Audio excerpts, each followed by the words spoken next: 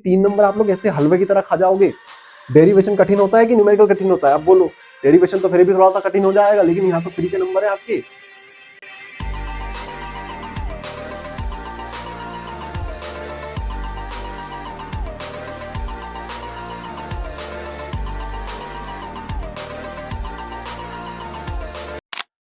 Hello everyone, कैसे हैं आप लोग सभी? उम्मीद है भैया आप लोग सभी बढ़िया होंगे।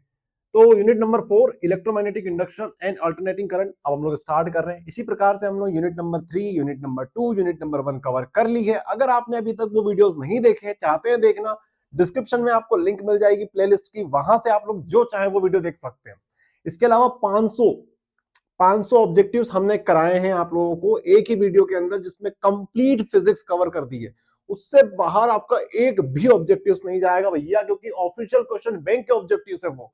अगर याद है उन बच्चों को जिन्होंने 2025 में एग्जाम दी है, उनको पता है भैया पूरे के पूरे क्वेश्चन बैंक से आते हैं ऑब्जेक्टिव्स के। चलो स्टार्ट करें यूनिट नंबर 4 इलेक्ट्रोमैग्नेटिक इंडक्शन। चलो भैया, इलेक्ट्रोमैग्नेटिक इंडक्शन और साथ में अल्टरनेटिंग करंट यूनिट पूरी हम लोग कवर कर लेंगे। चलो भैया, कुछ प्री रिक्वेस्ट्स मैं आपको पहले ही बता देता हूं। ऐसे बच्चे जिन्होंने कुछ भी नहीं पढ़ा है, वीडियो देखने आ गए हैं, कोई दिक्कत वाली बात नहीं, मैं हूं आपके साथ। लेकिन मैं आपसे एक चीज चाहता हूं, आप लोग कॉपी और पेन लेके बैठे। ऐसे बच्चे जिन्होंने कुछ भी नहीं पढ़ा है, थोड़ी सी आपको मेहनत लगेगी इस चैप्टर में। मैं हर चैप्टर में नहीं बोलता हूं, हर यूनिट में नहीं बोलता हूं, बस इस यूनिट में बोलूंगा आपसे, कॉपी और पेन लेके बैठ जाओ यार। जब भी मैं आपसे बोलूं कि वीडियो पोस्ट करो, इसको लिखो, तो आप लोग लिख लेना ईमानदारी से, अपनी ईमानदारी अपने साथ। अगर आप लोग अपने साथ ईमानदार हो ना, तो भैया मेरी दुआ आपके साथ है, मेरी दुआ लगेगी आपको, ये मान के चलना। ठीक है, चलो unit number 4 electromagnetic induction and alternating current. अपने साथ अपने को ईमानदार रहना है, ठीक है, अपने साथ बेईमानी नहीं करनी अपने आप को। हाँ भैया, यूनिट नंबर 4 अल्टरनेटिंग करंट, साथ में हम लोग देखेंगे ईएमआई। चलो, मैं क्वेश्चन करने से पहले आपको कुछ चीजें बता देता हूं, कौन कौन से टॉपिक्स हमें करने हैं जो कि मोस्ट इंपॉर्टेंट है। मैग्नेटिक फ्लक्स हो गया, फराडे के एक्सपेरिमेंट हो गए, फराडे के लॉ हो गया, लेंज लॉ पढ़ना है हमें, सेल्फ इंडक्शन और म्यूचुअल इंडक्शन से रिलेटेड टॉपिक्स हमें पढ़ना है। एडी करंट अब रिड्यूस हो गया, लेकिन थोड़ा सा हमें ओवरव्यू इस चीज का देखना पड़ेगा, ओवरव्यू देखना पड़ेगा, क्योंकि इस रिलेटेड क्वेश्चन आ सकता है। ओवरव्यू देखना पड़ेगा। सेल्फ इंडक्शन के हम लोग कुछ डेरिवेशंस करेंगे, ठीक है, वहां पे हम लोग चीजें देखेंगे। फिर लास्ट में ऑब्जेक्टिव्स तो हमने आपको कराई दी है, ठीक है। ये हमारे पास ईएमआई वाला चैप्टर हो गया। इसी प्रकार से एसी वाला चैप्टर भी अपने पास है, उसको भी देखेंगे। लेकिन हम लोग थोड़ा क्वेश्चन की तरफ मूव करते हैं। क्वेश्चन हमारे पास है state Faraday's second law of electromagnetic induction. नीचे हमारे पास क्वेश्चन है सेल्फ इंडक्शन म्यूचुअल इंडक्शन में डिफरेंस बताइए। फिर हमारे पास क्वेश्चन है step up transformer and step down transformer क्या होता है। फिर ट्रांसफार्मर से रिलेटेड एक और क्वेश्चन है हमारे पास, why is the core of transformer laminated, ये क्वेश्चन आ सकता है। इसके अलावा यहाँ पे क्वेश्चन देखेंगे state Lenz law of electromagnetic induction. तो हम 2 से 3 क्वेश्चंस अभी आपको मैं करा दूंगा, लेकिन उससे पहले आपके थोड़े से मैं कॉन्सेप्ट स्ट्रॉन्ग करा देता हूं, ठीक है। थोड़े से मैं आपको किस कॉन्सेप्ट अपने स्ट्रॉन्ग करा देता हूं। पहली बात आता है हमारे पास मैग्नेटिक फ्लक्स क्या होता है। आप सभी को स्क्रीन दिख रही है? मैग्नेटिक फ्लक्स क्या होता है, सबसे पहले ये समझो।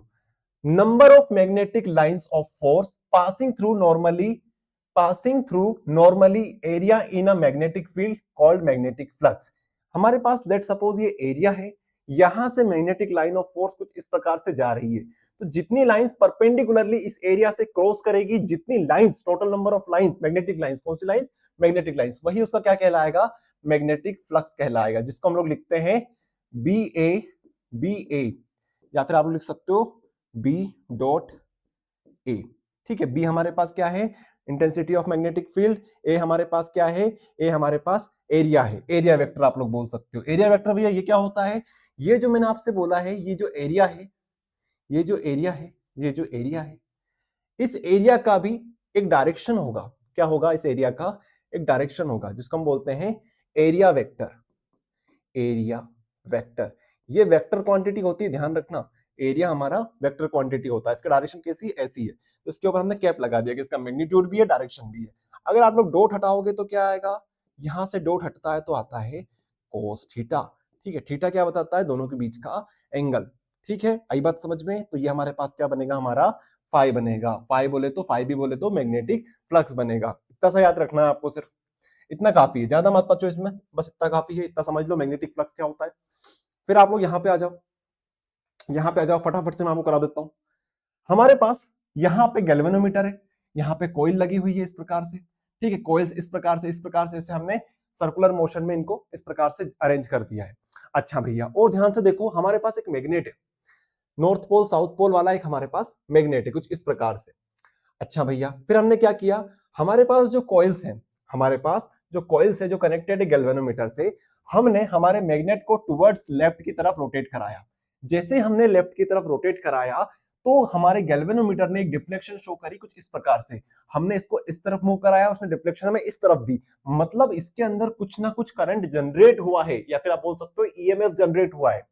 कैसे हुआ, हमारे पास कोइल थी, कोइल के अंदर हमने क्या कराया, मूवमेंट कराया, किस चीज का, हमने बार मैग्नेट का मूवमेंट कराया। लेफ्ट की तरफ ले गए तो डायरेक्शन हमें राइट की तरफ मिली, वो भी हम बताएंगे आपको डायरेक्शन का क्या फंडा है। लेकिन अभी आप इतना समझो कि भाई जादू हो रहा है, हमने सिर्फ इतना किया और यहाँ पे करंट जनरेट हो गया। कैसे पता चला, गैल्वेनोमीटर यहाँ से हमें बता रहा है डिफ्लेक्शन। अच्छा, उसके बाद आगे देखो, जैसे ही हमने कीप स्टेशनरी मतलब इसको रख दिया, अंदर ले जाके रख दिया, फिर कहीं पर भी आपने छोड़ दिया, मूवमेंट कराया, तब तक तो करंट जनरेट हो रहा था, लेकिन जैसे ही मूवमेंट कराना आपने बंद किया, यहाँ पे कोई डिफ्लेक्शन नहीं हुआ। मतलब जब तक आप लोग मूवमेंट कराओगे किसका, जब तक आप लोग मूवमेंट कराओगे बार मैग्नेट का, तभी तक करंट जनरेट होगा। अगर आपने स्टेशनरी कंडीशन पे छोड़ दिया तो वहां पे कुछ जनरेट नहीं होगा। और सुनो और सुनो और सुनो, जैसे ही आपने लेफ्ट की तरफ इसको ले गए, अभी आप लोग सॉरी लेफ्ट की तरफ ले गए थे, अब आपने राइट की तरफ इसको मूव कराया, इस तरफ मूव कराया, तो डिफ्लेक्शन हमें शो हुई इस डायरेक्शन में, इस डायरेक्शन में डिफ्लेक्शन शो हुई। मतलब करंट की डायरेक्शन कैसी आ रही है, अपोजिट वे में आ रही है। उसे मैं समझाऊंगा, लेकिन अभी आप इतना समझो कि करंट की डायरेक्शन हमें अपोजिट वे में मिल रही है।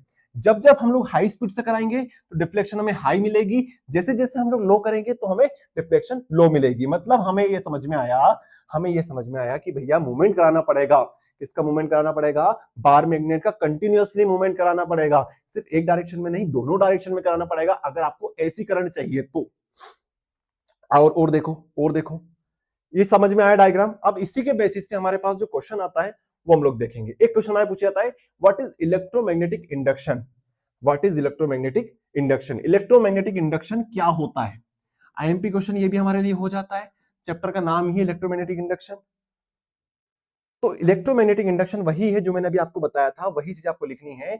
whenever the relative motion take place between the coil and the bar magnet, then an induced emf is set up across the end of the coil called induced current. और इसे हम क्या बोलते हैं, इसे हम इंड्यूस्ड करंट बोलते हैं। इस फिनोमिना को हम लोग क्या बोलेंगे, इस फिनोमिना को बोलेंगे इलेक्ट्रोमैग्नेटिक इंडक्शन।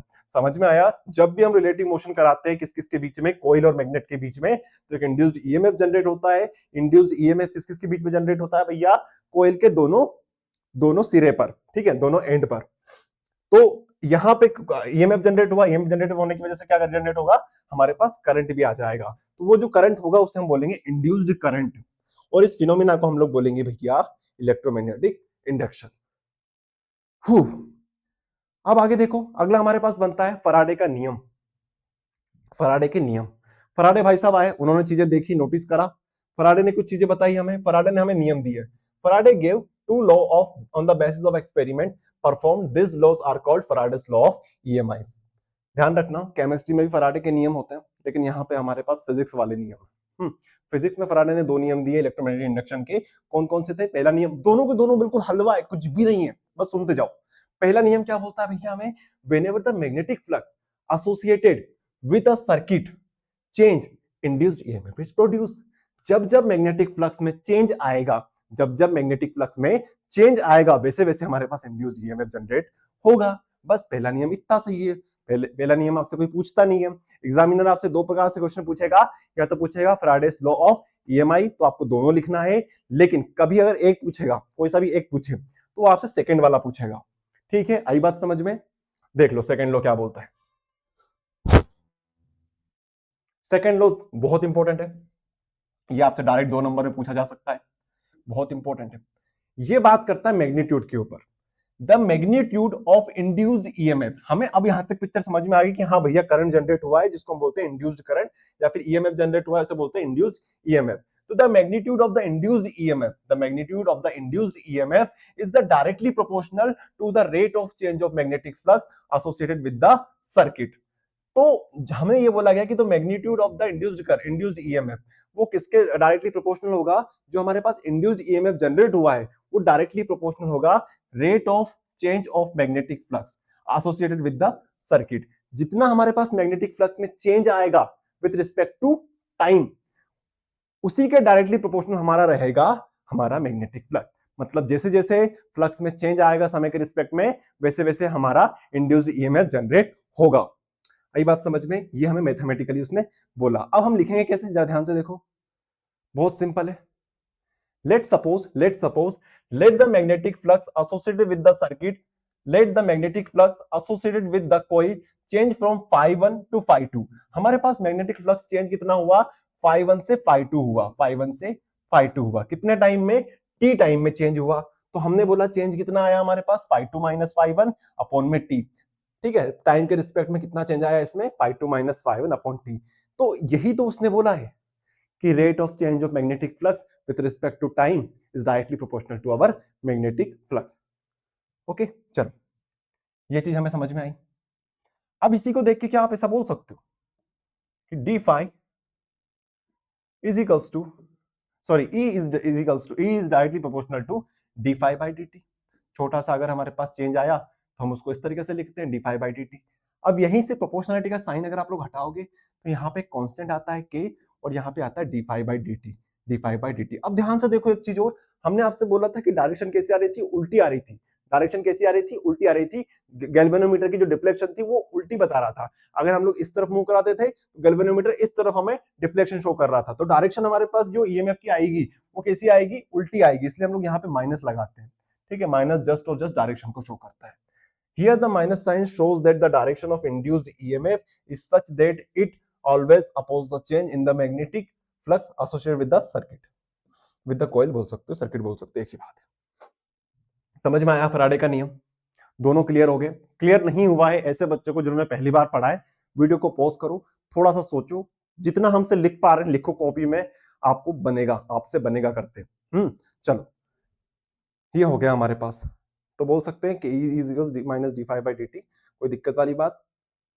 और for air and vacuum SI unit system अगर हम लोग बात करें तो के की वैल्यू 1 हो जाती है, तो हम E is equals to minus d phi by D t भी लिख सकते हैं। ठीक है, फॉर एयर एंड वैक्यूम के की वैल्यू हमारे पास 1 हो जाती है, इसलिए हम E is equals to minus d phi by D t भी लिख सकते हैं। अब हम लोग बात करते हैं डायरेक्शन के ऊपर। डायरेक्शन के ऊपर बात अगर हम लोग करें तो ये डायरेक्शन के ऊपर फर्स्ट टाइम बात किसने करी थी, हमारे लेंस भाई साहब ने करी थी। ठीक है, लेंस लो ने बात करी थी। लेंस लो क्या बोलता है, उसी से जुड़ा हुआ कॉन्सेप्ट है ये भी। In the year 1824 German scientist lens proposed a law to find to the direction of the induced current. This law is based upon the conservation of energy. हमारे पास मेन चीजें यहां से स्टार्ट होती है, जितना आपको याद करने का है ना वो मैं यहां बताता हूं आपको। ये लो क्या बोलता है, ये लो बोलता है the direction of induced current या फिर इंड्यूस्ड ईएमएफ आप लोग बोल सकते हो, is such that it always it oppose the change or the cause which produced it। ये हमेशा क्या करेगा, जो हमारा डायरेक्शन है इंड्यूस्ड ईएमएफ की, वो हमेशा कैसी रहेगी, वो हमेशा अपोज करने वाली रहेगी। किसको अपोज करेगी, जिसके द्वारा वो बना है, जिसके द्वारा वो बना है। इंड्यूस्ड ईएमएफ हमने बताया था आपको, डायरेक्शन हमेशा उसकी अपोजिट रहेगी। अगर हम लोग बार मैग्नेट का मूवमेंट कुछ इस प्रकार से करा रहे हैं, डिफ्लेक्शन कुछ इस प्रकार से शो हो रही है, इसका मतलब हमें अपोजिट डायरेक्शन में इंड्यूस्ड ईएमएफ मिल रहा है।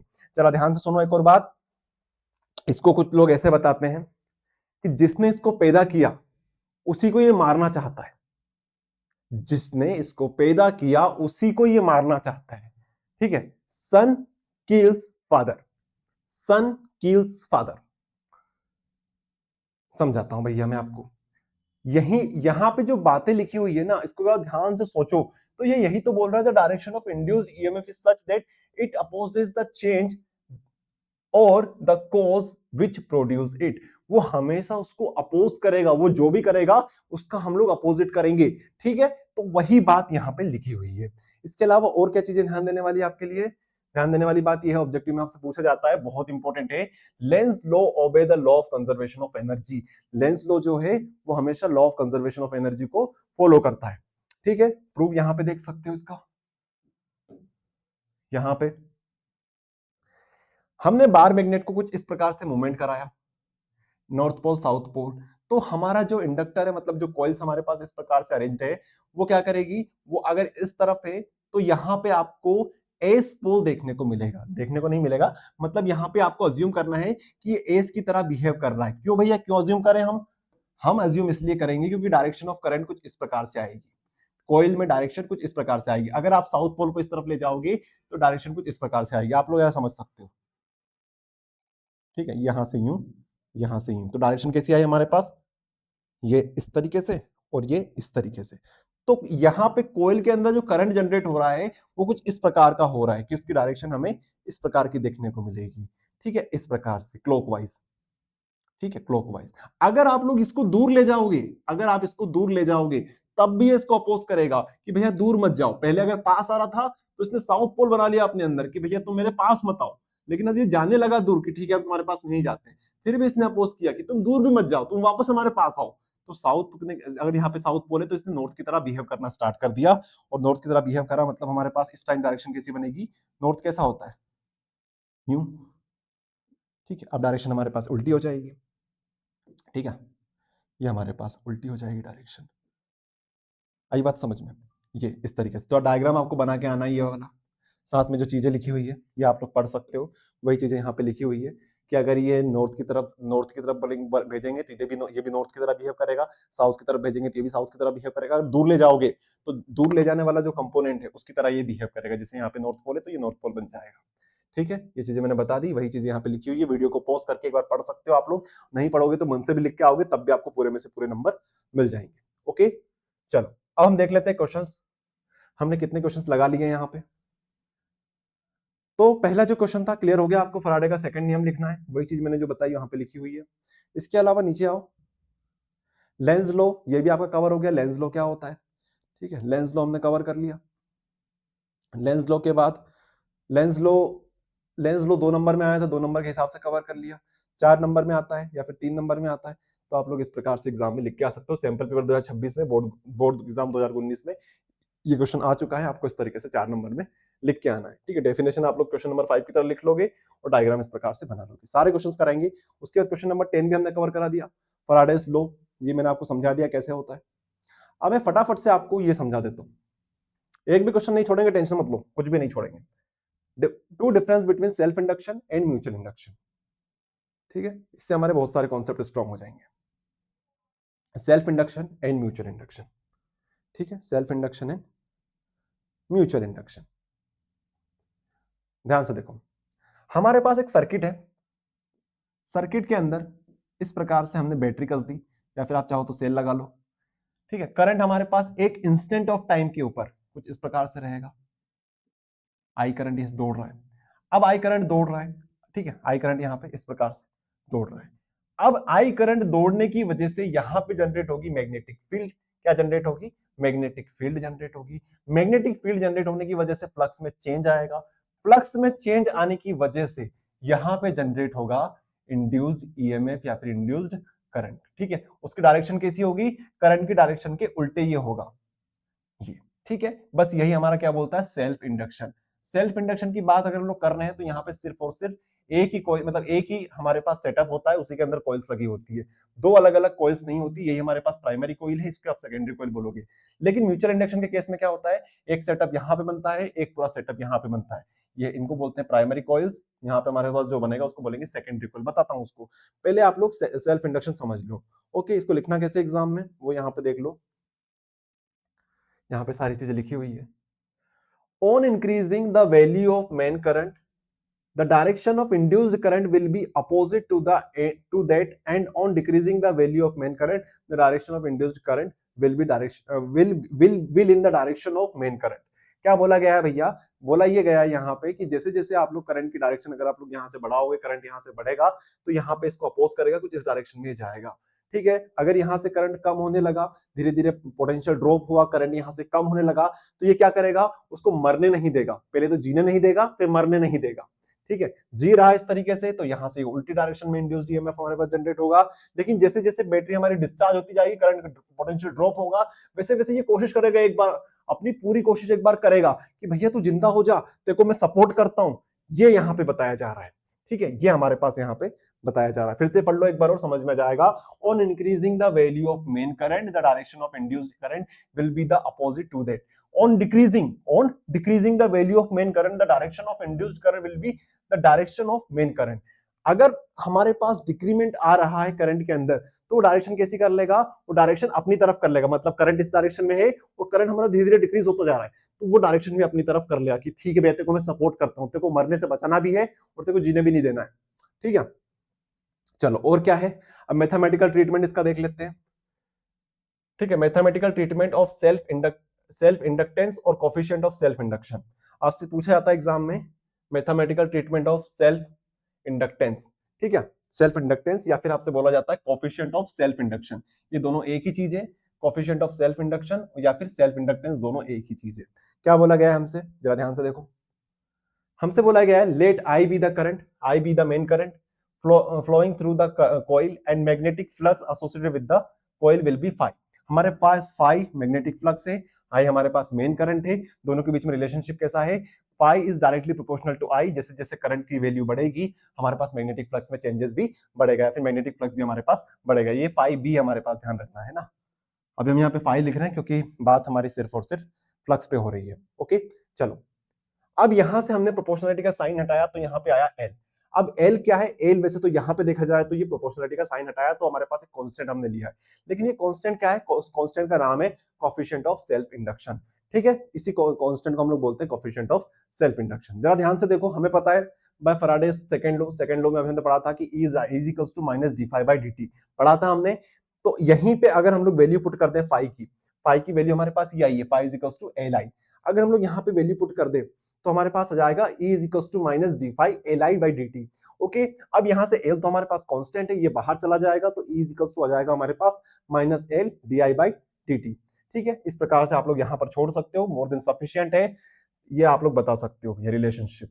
ठीक है, E is equals to minus L D I by D t. चलो भैया, इतना हमें समझ में आया। एक तो ये चीज आपको याद रखनी है और एक ये चीज आपको याद रखनी है। ठीक है, phi B is equals to L I, ये आपको अच्छे से याद रखना है और ये स्टेटमेंट यहाँ पे आप लोग छोड़ सकते हो। ठीक है, कहाँ गया हमारा स्टेटमेंट, यहाँ तो हमने किया था minus D L by D T, फिर आप लोग अरेंजमेंट करके यहाँ पे छोड़ सकते हो। ओके, ये हमारे पास इस तरह का अरेंजमेंट आ जाएगा, ये हम लोग यहाँ पे छोड़ सकते हैं। वैसे आपसे बोला नहीं जाता है कि आप लोग एल को पूरा एक्सप्लेन कर दो, करना चाहो तो बता सकते हो कि D I by D T one हो जाएगा, ये हमारे पास, तो ये किसके बराबर हो जाएगा, ई के बराबर हो जाएगा। अगर D I by D T हमारे पास वन हो जाएगा, D I by D T अगर वन हो जाता है तो ये हमारे पास एल जो होगा वो ई के बराबर हो जाएगा, मतलब कोफिशिएंट ऑफ सेल्फ इंडक्शन हमारे पास इंड्यूस्ड ईएमएफ के बराबर हो जाएगा। ऐसा आप बता सकते हो, यहाँ पे हमने पूरा लिख रखा है, लेकिन इतना आपसे पूछेंगे नहीं, पहले क्वेश्चन आते थे इस प्रकार के, लेकिन आजकल ये बंद हो गया। इसके अलावा कोफिशिएंट ऑफ सेल्फ इंडक्शन की यूनिट जो होती है वो हेनरी होती है, ऑब्जेक्टिव में आपको मैंने करा दिया था, इसकी चिंता मत करो। अभी आप लोग डेरिवेशन पे फोकस करो और साथ में कॉन्सेप्ट पे फोकस करो। ये जो यूनिट वगैरह है इसके लिए मैंने आपको फॉर्मुला शीट भी प्रोवाइड कर दी थी यूनिट नंबर 1-2 के अंदर, वो देख सकते हो। उसमें सारे चैप्टर्स की, सारे यूनिट की फॉर्मुलाज है, इनकी यूनिट्स हैं और वगैरह वगैरह चीजें वहां पे मैंने मेंशन कर दी, जो भी आपके एग्जाम के पॉइंट ऑफ व्यू से इंपॉर्टेंट है, या तो ऑब्जेक्टिव के लिए या फिर न्यूमेरिकल के लिए। ठीक है भैया, सेल्फ इंडक्शन हमें समझ में आया। अब हमें म्यूचुअल इंडक्शन और समझा दो। ठीक है, म्यूचुअल इंडक्शन समझ लो भैया। म्यूचुअल इंडक्शन, म्यूचुअल इंडक्शन क्या बोलता है, अब हमारे पास दो सेटअप बनेगा, सेटअप 1 और सेटअप 2। ठीक है, सेटअप 1 एंड सेटअप 2। क्या बोला गया है, whenever the current is passing through a coil or a circuit changes the magnetic flux associated with secondary coil placed near primary coil also change, that's why induced EMF generated in the secondary coil, this phenomena is called mutual induction। Simple भाषा में अगर मैं आपको बताऊं, हमारे पास यहाँ पे primary coil है, यहाँ पे सेकेंडरी कॉइल है। अब होगा क्या, यहाँ पे हमने करंट को पास कराया, करंट पास होने की वजह से यहाँ पे जो पास में हमारे पास सेकेंडरी कॉइल रखी हुई है, इसको हमने प्राइमरी कॉइल बोला तो इसको हमने सेकेंडरी कॉइल बना दिया। तो यहाँ का जो मैग्नेटिक फ्लक्स होगा इसकी वजह से यहाँ पर भी मैग्नेटिक फ्लक्स में चेंज आएगा। इस प्रकार से मैग्नेटिक लाइंस यहाँ से निकलेगी, देखो यहां से मैग्नेटिक लाइंस इस प्रकार से जाएगी क्योंकि वो तो क्लोज लूप बनाती है। ठीक है, इस प्रकार से नीचे से इस प्रकार से बना लो। ठीक है, ऐसी। तो अब यहां पे देखो, अगर मैग्नेटिक लाइंस यहां पर भी बन रही है, यहां पर भी बन रही है, इसका मतलब यहां पे भी फ्लक्स बनेगा, यहां पे भी फ्लक्स बनेगा, प्राइमरी फ्लक्स, यहां पे सेकेंडरी फ्लक्स। तो अगर सेकेंडरी फ्लक्स यहां पे बन रहा है, फ्लक्स चेंज हो रहा है, इसका मतलब करंट यहां पर भी जनरेट हो रहा है, और जो करंट जनरेट होता है उसे हम लोग क्या बोलते हैं, इंड्यूस्ड ईएमएफ। ओके, तो बस यही चीज यहां पे बताई गई है म्यूचुअल इंडक्शन के अंदर कि whenever the current is passing through a coil or a circuit changes the magnetic flux associated with secondary coil, जो कि कहां रखी हुई है सेकेंडरी कॉइल हमारे पास, placed nearby the primary coil, उसके जस्ट पास में रखी हुई है, उसमें भी क्या होगा, फ्लक्स में चेंज आएगा, उसकी वजह से इंड्यूस्ड ईएमएफ कहां पे जनरेट होगा, सेकेंडरी कॉइल में भी जनरेट होगा। बस यही चीज हमें म्यूचुअल इंडक्शन के अंदर समझनी है। तो ये प्राइमरी कॉइल, ये सेकेंडरी कॉइल, बस इतना काफी है। और अगर आप डायग्राम बनाना चाहो तो इतना मोर देन सफिशिएंट है, कुछ जरूरत नहीं है आगे चीज बनाने की। यहाँ पे गैल्वेनोमीटर बता देना, लगाना हो तो, नहीं बताओगे तब भी आप यहाँ पे अगर इस तरह के एरो बना दोगे उसमें भी समझ में आ रहा है कि हाँ भैया यहाँ पे इंड्यूस्ड ईएमएफ जनरेट हो रहा है। अब फटाफट से मैथमेटिकल ट्रीटमेंट देख लेते हैं, फटाफट से देखो। मैंने क्या बोला था सेल्फ इंडक्शन में कि जो हमारा फाई होता है, अब यहाँ पे फाई किसकी बात करेंगे, सेकेंडरी की। प्राइमरी की बात करेंगे तो वो तो सेल्फ इंडक्शन हो जाएगा, सेकेंडरी की बात करेंगे ये किस पे डायरेक्टली प्रोपोर्शनल है, ये प्रोपोर्शनल है भैया हमारे करंट पे। कौन सा करंट, जो कि प्राइमरी कॉइल के अंदर जनरेट हो रहा है, जो कि हमारा मेन करंट है। अगर यहां से प्रोपोर्शनलिटी का साइन हटाओगे, यहाँ पे आ जाएगा एम और यहाँ पे आई पी। ठीक है, ये जो मेम है ये हमारे पास क्या है, कोफिशिएंट ऑफ म्यूचुअल इंडक्शन है, या फिर आप लोग इसे क्या बोल सकते हो, म्यूचुअल इंडक्टेंस बोल सकते हो। ओके, इसी प्रकार से ये चीज हमने बना दी। फिर अगर आपको आगे समझना है तो फिर से यहाँ पे वैल्यू पुट कर दो। E is equals to minus d phi by D T होता है फैराडे सेकंड लॉ से, उसमें हमने फाई की वैल्यू पुट करी तो एम आई पी आ जाएगा। और ये आप लोग याद कर सकते हो, E is equals to minus M d I P upon d t. ध्यान रखना, यहाँ पे प्राइमरी कॉइल के अंदर जो करंट जनरेट हो रहा है वो हम लोग यहाँ पे लिखते हैं। चलो बाकी तो कुछ नहीं है, देखना चाहो तो देख लो, बाकी इतना एग्जाम वाले पूछते नहीं है आपसे। अब इतनी सारी चीजें मैंने क्यों बताई आपको, इस क्वेश्चन के लिए समझने के लिए। सेल्फ इंडक्शन और म्यूचुअल इंडक्शन में डिफरेंस बताओ। It involves only one coil, यहाँ पे सिर्फ एक कॉइल होती है, यहाँ पे दो कॉइल होती है। The induced current directly affect the main current in the coil. यहाँ पे जो इंड्यूस्ड करंट जनरेट होता है वो किसमें होता है, उसी कॉइल के अंदर होता है, तो वो मेन करंट को भी अफेक्ट करता है। लेकिन यहाँ पे मेन करंट को अफेक्ट नहीं करता है क्योंकि वो दूसरी कॉइल के अंदर जनरेट हुआ है। ठीक है, तो ये दो डिफरेंस है, और भी आप लोग लिख सकते हो, लेकिन 2 नंबर में आया तो 2 नंबर में दो डिफरेंस काफी है। हाँ, नेक्स्ट हमारे पास इससे रिलेटेड और क्वेश्चन है क्या, एक बार देख लेते हैं।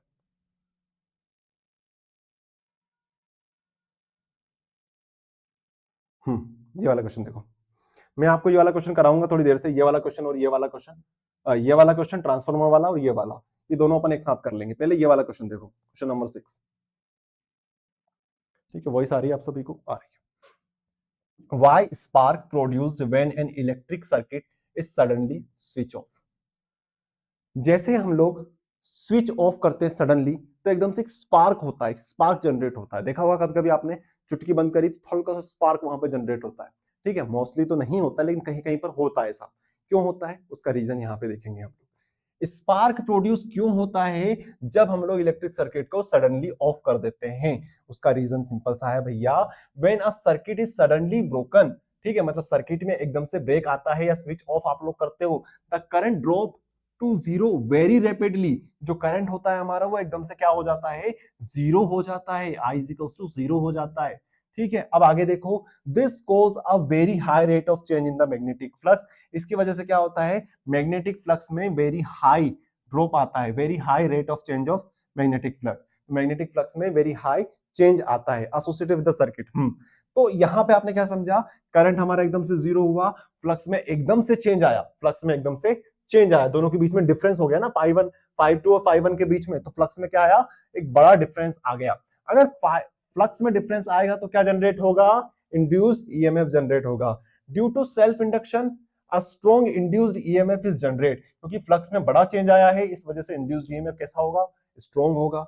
विच ionize the air between the switch contact result in the spark. वो क्या करता है, विच आयोनाइज, वो क्या करता है, वो आयोनाइज कर देता है एयर को। कौन सी एयर को भैया, जो कि स्विच के बीच में पाई जाती है। ठीक है, इस वजह से हमारे पास स्पार्क जनरेट होता है।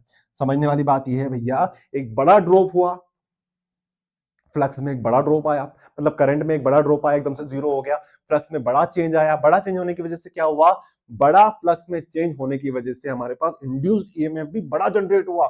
इसकी वजह से क्या हुआ, हमारा जो स्विच था उसके बीच में जो एयर रहती है, एयर कैसी हो गई, आयनाइज हो गई। आयनाइज हो गई तो क्या होगा, स्पार्क जनरेट होगा। बस यही यहाँ पे बोला गया है। फिर आपको यहाँ पे फिनोमिना ऑफ म्यूचुअल इंडक्शन बताना कि यहाँ पे दो कॉइल होती है, प्राइमरी कॉइल के अंदर करंट होता है जिसकी वजह से सेकेंडरी कॉइल में इंड्यूस्ड ईएमएफ जनरेट होता है। ये आप लोग कर लोगे। तो हमने 7 क्वेश्चंस यहाँ पे हमने देखे, एक दो क्वेश्चंस हमारे छूटे हुए हैं वो हम लोग देख लेंगे। और इससे रिलेटेड क्वेश्चंस हैं क्या, लेंस लो ये हमने बता दिया आपको, ये करा दिया। ठीक है, ये क्वेश्चन आपसे बन जाएगा। फिर हमारे पास फैराडेस लॉ, चलो अब एक काम करते हैं, अब देखते चलते हैं, जो सामने क्वेश्चन आएगा उसको हम फोड़ते जाएंगे। ठीक है, कॉन्सेप्ट आपके काफी स्ट्रॉन्ग करा दिया मैंने। अब अपने पास क्वेश्चन आता जाएगा, हम फोड़ते जाएंगे। तो क्या बोला जा रहा है हमसे, write two difference between step up transformer and step down transformer. ठीक है, चलो देखो, स्टेप अप ट्रांसफॉर्मर और स्टेप डाउन ट्रांसफॉर्मर। ट्रांसफॉर्मर क्या होते हैं भैया, हमारे घर के पास जो डीपी लगी होती है ना, उसी को ट्रांसफॉर्मर बोला जाता है। एक बड़ा क्वेश्चन आएगा हमारे पास 4 नंबर का, उसको हम लोग देखेंगे। पहले आप लोग ये समझो कि दोनों में अगर डिफरेंस पूछ ले आपसे एग्जाम में 2 नंबर में, तो आप कैसे लिखोगे। It converts low alternating voltage to high alternating voltage. क्या बोलेंगे, स्टेप अप का मतलब है वोल्टेज को क्या करता है, ये अप कर देता है, लो अल्टरनेटिंग वोल्टेज को हाई अल्टरनेटिंग वोल्टेज कर देता है। ठीक है, कन्वर्ट कर देता है। यहां पे क्या होता है, हाई अल्टरनेटिंग वोल्टेज को ये लो अल्टरनेटिंग वोल्टेज में कन्वर्ट कर देता है। अब ये जो डिफरेंस है ये बताता हूं मैं आपको नंबर ऑफ टर्न्स का। The number of turns in the secondary coil is greater than the primary coil. Step up में क्या होता है, हमारे पास सेकेंडरी कॉइल के अंदर ज्यादा टर्न होते हैं, यहाँ पे 2 कॉइल यूज होती है।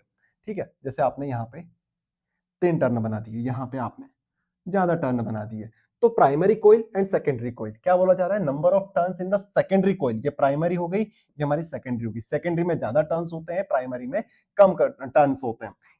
यहां पे बात करें number of turns in the secondary coil is less, इसकी बात करें तो यहाँ पे सेकेंडरी कॉइल में कम टर्न होते हैं, प्राइमरी में ज्यादा टर्न्स होते हैं। बस 2 डिफरेंस कर लो, इतना काफी। मैं आपको समझाऊंगा ट्रांसफॉर्मर क्या होता है, लेकिन अभी आप लोग 2 नंबर के हिसाब से इतना कर लो। फिर हमारे पास आता है ट्रांसफॉर्मर जो होता है भैया, उसी के अंदर Why is the core of transformer laminated? Transformer की जो कोर होती है उसको हम लेमिनेटेड क्यों कर देते हैं। अब ये क्वेश्चन उन बच्चों को समझ में आएगा जिन्होंने थोड़ा बहुत ट्रांसफॉर्मर पढ़ रखा है। भैया हमने तो नहीं पढ़ा है, हम क्या करें। आप बस सुन लो, अभी मैं थोड़ी देर में ट्रांसफॉर्मर कराऊंगा, फिर वापस ही क्वेश्चन पे घूम के आना, आप लोग समझ जाओगे। क्वेश्चन नंबर 4 लिख के ले लो, आप लोग लिख के रख लो। क्वेश्चन नंबर 4 आपको 101% समझ में आएगा। Why is the core of transformer laminated? Transformer की जो हमारे पास कोर होती है वो लेमिनेटेड क्यों कर देते हैं। ठीक है, अगर जिन बच्चों ने पढ़ रखा है उन्हें पता होगा कि हम लोग यहाँ पे एक शीट लेते हैं, इस प्रकार से होनी इस प्रकार से चाहिए। ये एक ही शीट है, इतनी मोटी शीट है हमारे पास, इतनी मोटी शीट। ठीक है, ये है बड़ी शीट हमारे पास, ये इस तरीके से बिल्कुल इस टाइप से ये पूरी शीट है हमारे पास। ओके, पूरी डार्क कर लेना आप लोग। ऐसी ना यूज करते हुए हम लोग क्या यूज करते पता है, हम लोग कुछ इस प्रकार की शीट यूज करते हैं। इसको बारीक बारीक हम लोग हल्का हल्का सा इस प्रकार से अलग अलग स्टेप्स में ब्रेक डाउन कर देते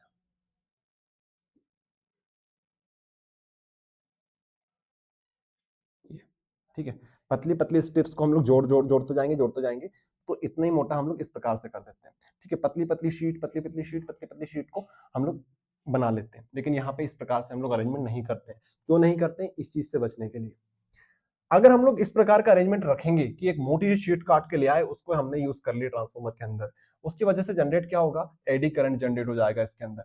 एडी करंट हमारे लिए नुकसानदायक करंट होता है। ये कब जनरेट होता है भैया, जब आपका कोर, जैसे हमारे पास कोर है, ठीक है, ये कहां पड़ा हो, मैग्नेटिक फील्ड के अंदर पड़ा हो, वहां पे फ्लक्स में चेंज हो रहा हो, तो यहाँ पे एडी मतलब होता है भंवर। ठीक है, भंवर धाराएं इस तरह के गोल गोल भंवर। ठीक है, जैसे हमने बरगुली देखे होंगे, बरगुली समझते हो नहीं समझते हो आपकी भाषा में, तो इस प्रकार से होते हैं, भंवर बनते हैं भंवर। जैसे पानी में हम लोग कंकर बनते हैं ना, भंवर बन जाते हैं, भंवर बनते हैं भंवर। इसी प्रकार से भंवर करंट होता है, एडी करंट जिसको बोलते हैं, हिंदी में बोलते हैं भंवर धारा। तो इस प्रकार का करंट हमारे पास जनरेट होता है, जो हमारे लिए यूजफुल नहीं होता है। वैसे हम लोग इसको यूज कर लेते हैं, लेकिन अभी यहाँ पर हमारे लिए कोई यूज का नहीं होता है। तो उसे मिनिमाइज करने के लिए हम लोग इस प्रकार का अरेंजमेंट लेके चलते हैं कि अगर एक ही साथ रहेगा तो ज्यादा हमारे पास एडी करंट जनरेट होगा। अगर लोग शीट में यूज करेंगे तो एडी करंट ना के बराबर जनरेट हमारे पास होगा। ठीक है, इसीलिए हम लोग करते क्या है, यूजिंग अ लेमिनेटेड कोर, जो कि हमारे पास ये है, laminated core increase the electric resistance. यहाँ पे रेजिस्टेंस थोड़ा सा बढ़ जाएगा। एक शीट हम लोग मोटी शीट ना लेते हो, पतली पतली शीट लेते हैं। पतली शीट के अंदर रेजिस्टेंस क्या होता है, ज्यादा होता है, मोटी शीट के अंदर कम होता है। लेकिन रेजिस्टेंस अगर हम बढ़ गया हमारे पास, तो एडी करंट हमारे पास कम हो जाएगा। रेजिस्टेंस अगर ज्यादा होता है तो करंट हमारे पास कम जनरेट होता है। ठीक है, ये रीजन हम लोग यहाँ पे लिखते हैं। This is the reason eddy current lead to the significant decrement in energy loss in the form of heat. ठीक है, ये हम लोग आंसर्स लिखेंगे। नेक्स्ट हमारे पास लेंस लॉ है, समझ में आ गया, आपको समझा दिया था। स्पार्क वाला समझा दिया, म्यूचुअल इंडक्शन का फिनोमिना समझा दिया। नेक्स्ट क्वेश्चन हमारे पास है क्वेश्चन नंबर 8। क्या बोल रहा है क्वेश्चन नंबर 8 हमसे, क्वेश्चन नंबर 8 हमसे बोल रहा है भैया, N AC circuit contain only a capacitor, draw the circuit diagram and find the expression for the current, phase difference and capacitive resistance. हमसे बोला जा रहा है हमारे पास एक सर्किट है, सर्किट के अंदर एक कैपेसिटर लगा हुआ है। ये हमारे पास सर्किट है, सर्किट में हमारे पास ये एसी सोर्स हो गया, एसी सोर्स हो गया तो भैया यहाँ पे हमने कैपेसिटर कनेक्ट कर दिया। कैपेसिटर का कुछ वोल्टेज होगा जिसको हम लोग रिप्रेजेंट करेंगे वीसी से। अगर आप लोग इसका रेजिस्टेंस रिप्रेजेंट करना चाहते हो, रेजिस्टेंस भी होगा तो इसको एक्ससी से हम लोग रिप्रेजेंट करते हैं। अब मान लीजिए यहाँ पे करंट की डायरेक्शन किसी पर्टिकुलर टाइम पे कुछ इस प्रकार से, करंट कुछ इस डायरेक्शन में जा रहा है किसी पर्टिकुलर टाइम पे, ठीक है, क्योंकि ऐसी सोर्स लगा रखा है तो करंट की डायरेक्शन बार बार चेंज होगी, लेकिन एक पर्टिकुलर टाइम पे हमारे पास कुछ इस प्रकार से इसकी डायरेक्शन रहेगी। हमसे बोला जा रहा है डायग्राम बनाओ, बना दिया डायग्राम, ये बन गया डायग्राम हमारा। उसके बाद है find the expression for the current, current का एक्सप्रेशन हमें बताना है, ठीक है, करंट का एक्सप्रेशन हमें बताना है। करंट क्या होता है, किसी पर्टिकुलर टाइम पर बोलोगे आप dq by dt, change in flow of current with flow of charge with respect to time. Particular time पे बोले तो dq by dt। आई बात समझ में? चैप्टर नंबर बोले तो थर्ड वाला चैप्टर, करंट इलेक्ट्रिसिटी वाली यूनिट मैंने आपको पढ़ाई थी, वहां पे बताया था I is equal to dq by dt होता है इंस्टेंट टाइम पर। अच्छा भैया, इतना हमें समझ में आया। अब जरा ध्यान से देखो, जरा ध्यान से देखो, हमारे पास C है, कैपेसिटेंस है। कैपेसिटेंस क्या होता है? C is equal to Q by V। तो मैं क्या C को लिख सकता, यहाँ पे मैं Q को लिख सकता हूँ CV। बोलो यार सही बात है, लिख दो, क्या दिक्कत है? ये इक्वेशन 1, ये इक्वेशन 2।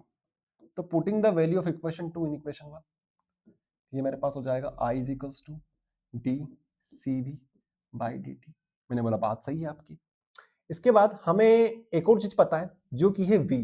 V हमारे पास होता है, V इज इक्वल्स टू होता है V note sine omega T. V की इक्वेशन आपको ध्यान रखना है, वोल्ट एसी वाले चैप्टर में, एसी वाले चैप्टर में मतलब इस वाले चैप्टर में हमारे पास V इज इक्वल्स होता है V note sine omega T, ठीक है।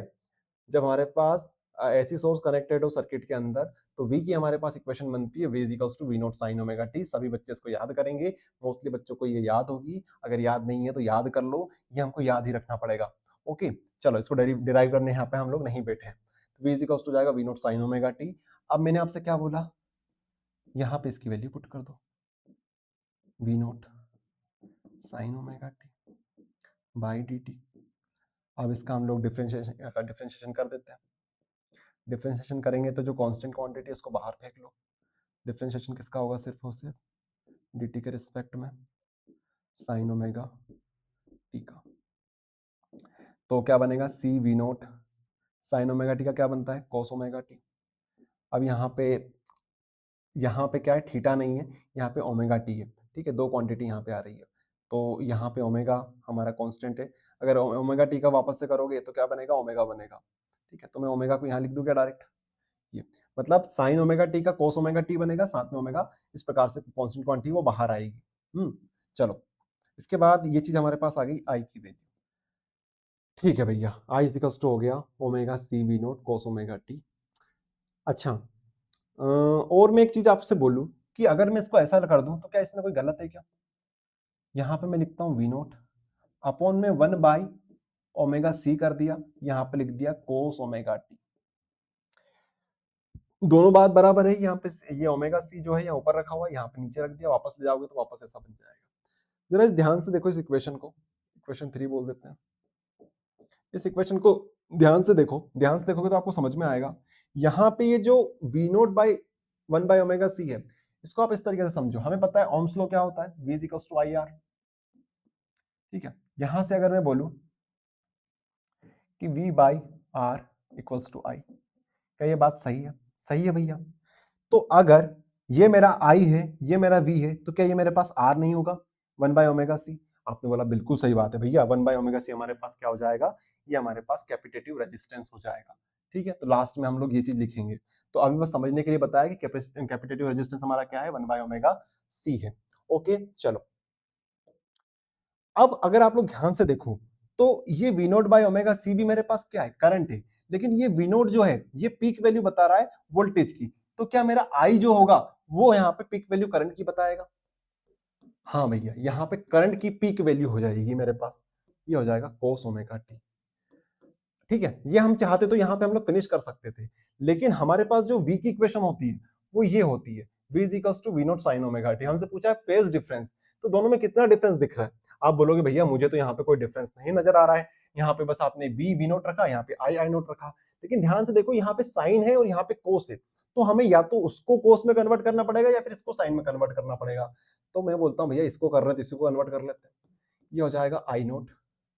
कोस को अगर साइन में कन्वर्ट करेंगे तो sine pi by to add करेंगे थीटा में, थीटा हमारे पास ओमेगा टी है। ठीक है, तो अब जरा कंपेयर करो उसको और इसको, तो आप क्या बोलोगे, यहां पे डिफरेंस आ रहा है पाई बाई टू का, तो फेज डिफरेंस कितना आया हमारे पास, पाई बाई टू का। पाई बाई टू का डिफरेंस है हमारे पास वोल्टेज में और करंट में। कौन आगे चल रहा है, तो आप बोलोगे ये आगे चल रहा है क्योंकि पाई बाई टू इसमें ज्यादा है। तो फेज डिफरेंस हमारे पास आया कि करंट हमारा लीड कर रहा है, पोटेंशियल हमारा लेग कर रहा है। ठीक है, ये स्टेटमेंट आपको लिखनी है एग्जाम में। चलो, जो चीज मैंने बताई सब यहाँ पे लिखी हुई है, देख सकते हो आप लोग। v is equals to V naught sine omega t, इसको सामने इस तरीके से कन्वर्ट कर लिया। इसके बाद कौन लीड कर रहा है, current lead the voltage by pi by two या फिर 90 degree. Capacitive resistance 1 by omega C होगा, या फिर फ्रीक्वेंसी के टर्म में आप लोग लिखो तो 1/2 पाई एफ सी लिख सकते हो, लेकिन इतना काफी है, इतना बहुत मोर देन इनफ है। चलो, नेक्स्ट हमारे पास है लेंस लॉ, जो मैंने आपको करा दिया। फिर फैराडे का नियम भी आपको मैंने करा दिया। इसके बाद क्वेश्चन नंबर 11 हमारे पास आता है। क्वेश्चन नंबर 11 हमसे बोल रहा है, in a step down transformer the voltage changes from 11,000 voltage to 440 volt if the number of turns in the primary coil is 8,000। Find the number of turns in the secondary coil. आपसे बहुत simple question पूछा है, आपको just transformation ratio याद कर लेना है। जो ट्रांसफॉर्मर हमने पढ़ा था उसमें ट्रांसफॉर्मेशन रेशो भी होता है, उसका डेरिवेशन होता है, लेकिन एग्जाम में नहीं आता है। जस्ट ये फॉर्मूला आपको याद रखना है, न्यूमेरिकल चुटकियों में बनेंगे आपसे। आपके पास क्या क्या चीजें दे रखी है, आपके पास वोल्टेज दे रखा है। In a step down transformer voltage changes from 11,000 volt to 440 volt. तो हमारे पास वीपी कितना हो जाएगा, 11,000, चेंज कितने में हो गया, ये 440 वोल्ट में, 440 वोल्ट में चेंज हो गया। तो वीपी और वीएस हमारे पास आ गया। हमारे पास टर्न दे रखे, प्राइमरी कॉइल में इतने हैं, तो सेकेंडरी कॉइल में कितने होंगे। हमेशा ध्यान रखना, प्राइमरी कॉइल में ज्यादा होते हैं, सेकेंडरी कॉइल में कम होते हैं। जब आप सॉल्व करोगे इसमें वैल्यू पुट करना है, यहाँ पे यहाँ पे यहाँ पे यहाँ पे कर लोगे, इस तरीके से कर लेना वैल्यू पुट। सब तो दे रखा है आपको, बस छोटी मोटी मैथ्स लगानी है आपको, काटा पेटी करनी है। तो आपके पास टर्न्स आएंगे सेकेंडरी कॉइल के अंदर 320 टर्न, 320 टर्न्स यहाँ पे बनेंगे सेकेंडरी कॉइल में। पहली बार में कितने थे, 8,000। चलो आगे देखें, 12वां प्रश्न हमारे पास है, if a current of 4 ampere flows through a coil with an inductance of 100 henry, calculate the stored energy. यहां पर भी सिंपल सा फॉर्मूला है जो आपको याद करना है। Potential energy stored in the coil is equals to U is equals to 1/2 L I square. L हमारे पास ये हो गया सेल्फ इंडक्टेंस, वैल्यू कितनी दे रखी है हमें, 100 दे रखी है। आई हमारे पास करंट है 4 एम्पियर का। बिल्कुल टिंगू सा क्वेश्चन हमारे पास, ऐसे सॉल्व हो गया, 3 नंबर आपके पक्के हो गए। यार फॉर्मुला शीट याद कर लोगे ना, फॉर्मुला शीट रट लोगे तो ये 3 नंबर आप लोग ऐसे हलवे की तरह खा जाओगे। डेरिवेशन कठिन होता है कि न्यूमेरिकल कठिन होता है, आप बोलो। डेरिवेशन तो फिर भी थोड़ा सा कठिन हो जाएगा, लेकिन यहाँ तो फ्री के नंबर है आपके। अगला क्वेश्चन देखते हैं, क्वेश्चन नंबर 13 हमारे पास है, derive an expression for the mutual inductance between two plane circular coils. हमें डेरिवेशन फाइंड आउट करना है, किसके लिए, म्यूचुअल इंडक्टेंस के लिए। म्यूचुअल इंडक्टेंस का डेरिवेशन फाइंड आउट करना है। म्यूचुअल इंडक्टेंस का डेरिवेशन मतलब भैया हमारे पास दो प्लेन सर्कुलर कॉइल्स दे रखी है, टू प्लेन सर्कुलर कॉइल्स दे रखी है, उनके बीच में हमें म्यूचुअल इंडक्टेंस बोले तो एम फाइंड आउट करना है। कैसे करना है सब कुछ समझाता हूं आपको। लेट सपोज हमारे पास कॉइल है, डिंग डिंग डिंग डिंग डिंग डिंग, ये हमारे पास कॉइल है। दो कॉइल बनानी है, दोनों का सेंटर हमारे पास एक रहेगा। ये हमारे पास सेंटर ओ हो गया, ये कॉइल मेरी आउटर कॉइल हो गई, outer coil, outer coil, outer outer coil. अब ये मेरा सेंटर है तो ये इसका मैं इनर कॉइल बना लेता हूँ। ठीक है, ये मेरे पास क्या हो गई, ये मेरे पास हो गई इनर कॉइल। ठीक है, इनर कॉइल। ध्यान से सुनना बेटा, ये जो रेडियस होगी इसको मैं बोल देता हूँ R1, ये रेडियस है मेरे पास, इसको बोल देता हूँ R2। ओके, इतना समझ में आया। अब मैंने क्या बोला आपसे, R2 है तो इसके पास टर्न कितने होंगे, N2 टर्न्स होंगे इसके अंदर। मैंने तो एक ही टर्न बना रखा है, लेकिन इसमें मल्टीपल टर्न्स हो सकते हैं। इसी प्रकार से यहाँ पे कितने टर्न्स होंगे, इसकी रेडियस R1 है तो इसके टर्न्स कितने होंगे हमारे पास, इसके टर्न होंगे हमारे पास N1। ठीक है, अब ध्यान से सुनना, लेट सपोज जो हमारे पास आउटर कोइल है उसके अंदर करंट फ्लो हो रहा है, I1 करंट फ्लो हो रहा है, I करंट फ्लो हो रहा है, I2 बोल सकते हो आप लोग, क्योंकि ये इसको हमने R2 बोला, इसको I2 बोल देते हैं। I2 करंट हमारे पास फ्लो हो रहा है। I2 करंट अगर फ्लो हो रहा है हमारे पास भैया, तो इसकी वजह से क्या बनेगी, मैग्नेटिक फील्ड बनेगी। अगर मैं आपसे पूछूं कि मैग्नेटिक फील्ड यहाँ पे जो बनेगी सेंटर पे, यहाँ पे मैग्नेटिक फील्ड बनेगी, ठीक है, यहाँ पे मैग्नेटिक फील्ड बनेगी, किसकी वजह से, करंट करंट हमारा आउटर कॉइल में फ्लो हो रहा है, तो B2 बनेगी हमारे पास। ठीक है, B2 बनेगी, हमने करंट इसमें फ्लो कराया तो भैया इसकी वजह से मैग्नेटिक फील्ड बनेगी। अब ये जो मैग्नेटिक फील्ड होगी इसकी वैल्यू कितनी होती है, हमने पढ़ रखा है भैया मैग्नेटिज्म वाले चैप्टर में या फिर यूनिट में, म्यू नॉट Ni/2r। हम बात कर रहे हैं भैया किसकी, हम बात कर रहे हैं अब B2 की, तो वहां पे टर्न्स कितने होंगे, N2 होंगे। करंट कौन सा फ्लो हो रहा है, I2 करंट फ्लो हो रहा है। रेडियस कितनी है हमारे पास, R2 हमारे पास है। ठीक है भैया, ये हमारे पास क्या बन गई, मैग्नेटिक फील्ड बन गई। अच्छा भैया, अगर मैं बात करूं कि यहाँ पे भी तो फ्लक्स में चेंज हो रहा होगा, फ्लक्स में चेंज होने की वजह से, या फिर आप लोग बोल सकते हो इसमें भी तो फ्लक्स चेंज हो रहा होगा, मतलब यहाँ पर यहाँ की भी तो मैग्नेटिक फील्ड होगी, तो क्या B2 को भी मैं B1 मान सकता हूँ, B2 और B1 मान सकता हूँ, एक ही है, क्योंकि दोनों कोसेंट्रिक है। ठीक है, और ये जो कोयल है इसको हम लोग बाय डिफॉल्ट मानते हैं कि अंदर वाली जो कोयल है वो वेरी स्मॉल होती है, बहुत छोटी होती है, तो उसकी मैग्नेटिक फील्ड यहाँ पर भी यही बनेगी, B1 और B2 हम लोग सेम मानते हैं। लेकिन भैया हमसे तो एम पूछा था, ये तो आप बी बता रहे हो, तो हमें रिलेशनशिप पता है, एम इज इक्वल्स टू होता है फाई बाई आई। ठीक है, I2। ठीक है भैया, ये हमें पता है। तो अगर मैं आपसे पूछूं भैया फिर भी आपने फाई नहीं बताया, हमारे पास I2 तो समझ में आता है, लेकिन फाई तो आपने बताया नहीं, आपने तो ये बताया। तो हमें ये भी तो पता है कि फाई जो होता है, फाई अगर मैं 1 की बात करूं, फाई होता है BA। ठीक है, फ्लक्स का फॉर्मूला में पता है, BA cos थीटा। यहाँ पे थीटा तो हमारे पास जो रहेगा वो तो है ही सही, लेकिन यहाँ पे अगर हम लोग बात करें डायरेक्टली तो यहाँ पे हो जाएगा BA हमारे पास, phi 1 is equal to BA।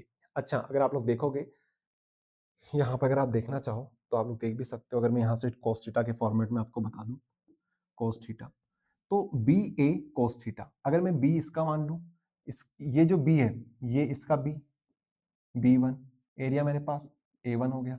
इसके बीच में अगर थीटा की बात करूं तो मैग्नेटिक फील्ड की डायरेक्शन अगर इस तरह से है हमारे तरफ, तो क्या मेरा जो एरिया वेक्टर होगा उसकी डायरेक्शन भी ऐसी होगी, दोनों के बीच में एंगल कितना होगा, 0 डिग्री का, तो मैं यहाँ पे लिख सकता हूँ 0 डिग्री। 0 डिग्री तो cos 0 हमारे पास कितना होता है, 1 होता है। तो BA मेरे पास कैसा रहेगा, डायरेक्ट आ जाएगा, तो फाई इज इक्वल्स टू मैं क्या डायरेक्ट लिख सकता हूँ BA। भैया BA आपने लिख दिया, लेकिन इससे क्या, अगर मेरे पास BA निकल चुका है, BA तो फाई की वैल्यू निकल चुकी है BA, तो क्या मैं यहाँ पे बोल सकता हूँ BA बाई I2। ठीक है, A मेरे पास इसका है अंदर वाली का, तो यहाँ पे मेरे पास ये एक्सप्रेशन आ गया। ठीक है, M इज इक्वल्स टू आ गया BA1 बाई I2। जरा ध्यान से देखना, जरा ध्यान से देखना, अब मेरे पास B भी है, साथ में मेरे पास A भी है। ठीक है, A की ओर मैं बात कर लेता हूँ। A मेरे पास क्या है, A एरिया है इसका, अंदर वाली कॉइल का क्या है, एरिया है। तो कॉइल कैसी, सर्कुलर फॉर्मेट में है, तो एरिया ऑफ सर्कल क्या होता है, pi R square, pi R square. Radius कितनी मानी इसकी मैंने, 1, तो पाई आर स्क्वायर। तो ये मेरे पास एरिया आ गया, ये मेरे पास B आ गया, B की वैल्यू ये आ गई। तो अगर मेरे पास B भी है, A भी है, I2 भी है, तो क्या यहाँ पे मैं वैल्यू पुट करके आंसर नहीं ला सकता, ला सकता है, ला सकते हो आप। बस यही काम मैंने यहाँ पे किया, जरा यहाँ पे देख लो, ये मेरे पास B आ गया, B आने के बाद मेरे पास एरिया पता है, एरिया होता है पाई आर स्क्वायर, ठीक है, R1 का। अब मैंने जस्ट वैल्यू पुट कर दी यहाँ पे। ठीक है, एक और चीज आपको ध्यान रखनी है भैया, यहाँ पे टर्न्स की मैंने लिखना भूल गया, लेकिन आपको लिखना जरूरी है। यहाँ पे टर्न्स कितने होंगे, जैसे मैंने बताया ना आपको, फाई क्या होता है हमारे पास, BA होता है। यहाँ पे फाई हमारे पास क्या होता है, BA होता है। ठीक है, BA, लेकिन अगर मान लो मेरे पास टर्न्स मल्टीपल है, तो यहाँ पे आप N नहीं लिखोगे क्या, N भी आएगा यहाँ पे, इस चीज का ध्यान रखना है ना, N भी आपको लिखना जरूरी है। नहीं लिखोगे तो मान के चलना कि आपने सिंगल कॉइल के आपने सिंगल टर्न माना है, एक टर्न होगा तो आप लिखने की जरूरत नहीं है, लेकिन मल्टीपल टर्न होते हैं तो हम लोग इस तरीके से लिखते हैं। बस बात खत्म, कुछ भी नहीं करना है आपको, जस्ट वैल्यूज पुट करनी है। यहाँ पे N1 वैसा का वैसा, B की वैल्यू हमने निकाली थी, एरिया हमें पता है, काटा पीटी कर कुरा के आपके पास एक्सप्रेशन आ जाएगा ये वाला, बस एग्जाम में ये लिख के आ जाना। ओके, चलो, अगर हमारे पास N1 और N2 अगर 1 1 हो जाए तो हमारे पास डायरेक्ट एक्सप्रेशन आ जाएगा mu naught pi R1 square by 2R2। Okay, लेकिन अगर आपके पास टर्न्स दे रखे तो टर्न्स का मल्टीप्लाई कर देना, N1 और N2, चाहो तो आप लोग लास्ट में ले लेना टर्न्स को, डायरेक्ट N1 N2 कर देना, बात वही हो जाएगी। नेक्स्ट हमारे पास क्वेश्चन है, question number 14। Prove that the root mean square RMS value of alternating current is 1/2 times of its peak value. ठीक है, हमसे डेरिवेशन पूछा यहाँ पर भी, और डेरिवेशन के फॉर्मेट में हमसे प्रूव करने को भी बोल दिया गया है कि root mean square of the current, root mean square value of the alternating current कितने बराबर होती है भैया, 1/√2 of peak value of current, इसके बराबर होता है हमारा IRMS, ये हमें प्रूफ करना है। चलो भैया प्रूफ करते हैं। प्रूफ करने से पहले आपको थोड़े से बेसिक कॉन्सेप्ट स्ट्रॉन्ग होने चाहिए। चलो बेसिक कॉन्सेप्ट में आपको लेके चलता हूं। हमें यह पता है करंट क्या होता है किसी इंस्टेंट ऑफ टाइम के ऊपर, I इज इक्वल टू होता है dq बाई dt। ठीक है, I एवरेज बोल सकते हैं q by T, q by T, q by T, I is equal to q by T. जरा ध्यान से देखो, अब मैंने आपसे बोला है कि I average current, average average current क्यों क्यों बोला जाता है? एवरेज करंट का मतलब है कि भैया हमारा जो करंट है ना, एक्चुअल जो करंट है वो हमारा दोनों डायरेक्शन में फ्लो हो रहा है, पॉजिटिव नेगेटिव, इस प्रकार की उसकी वेव्स बनती है। ठीक है, करंट की डायरेक्शन बार बार चेंज होती रहती है। एसी के केस में, डीसी के केस में कोई दिक्कत नहीं है, एवरेज वहां पर नहीं निकालते हैं, लेकिन यहाँ पे आपको आई एवरेज निकालना पड़ता है। ठीक है, आई एवरेज, एवरेज कितना निकला? अगर मैं बात करूं फुल साइकिल की, एक पूरी साइकिल है, ठीक है, तो फुल साइकिल के केस में आई एवरेज हमारा कितना आएगा? 0। ठीक है, आई एवरेज हमारा हमेशा 0 आएगा फुल साइकिल के केस में, फुल साइकिल के केस में। लेकिन हमें यह पता करना है कि IRMS क्या होता है। ठीक है, उसके लिए मैंने आपको बोला कि आई एवरेज को मैं क्या इस तरीके से लिख सकता हूं शॉर्ट फॉर्म में। आपने बोला भैया लिख दो, मेरे को कोई दिक्कत नहीं है। क्या मैं इसको और दो तरीके से लिख सकता हूं? जो कि पहला तरीका ये है, ऐसे भी लिख सकता हूं, और ये आई को मैं इस तरीके से भी लिख सकता हूं, बार बना दिया इसके ऊपर। तो ये तरीका थोड़ा ज्यादा प्रोफेशनल है, और ये तरीका है, ये हम लोग मोस्टली यूज करते हैं।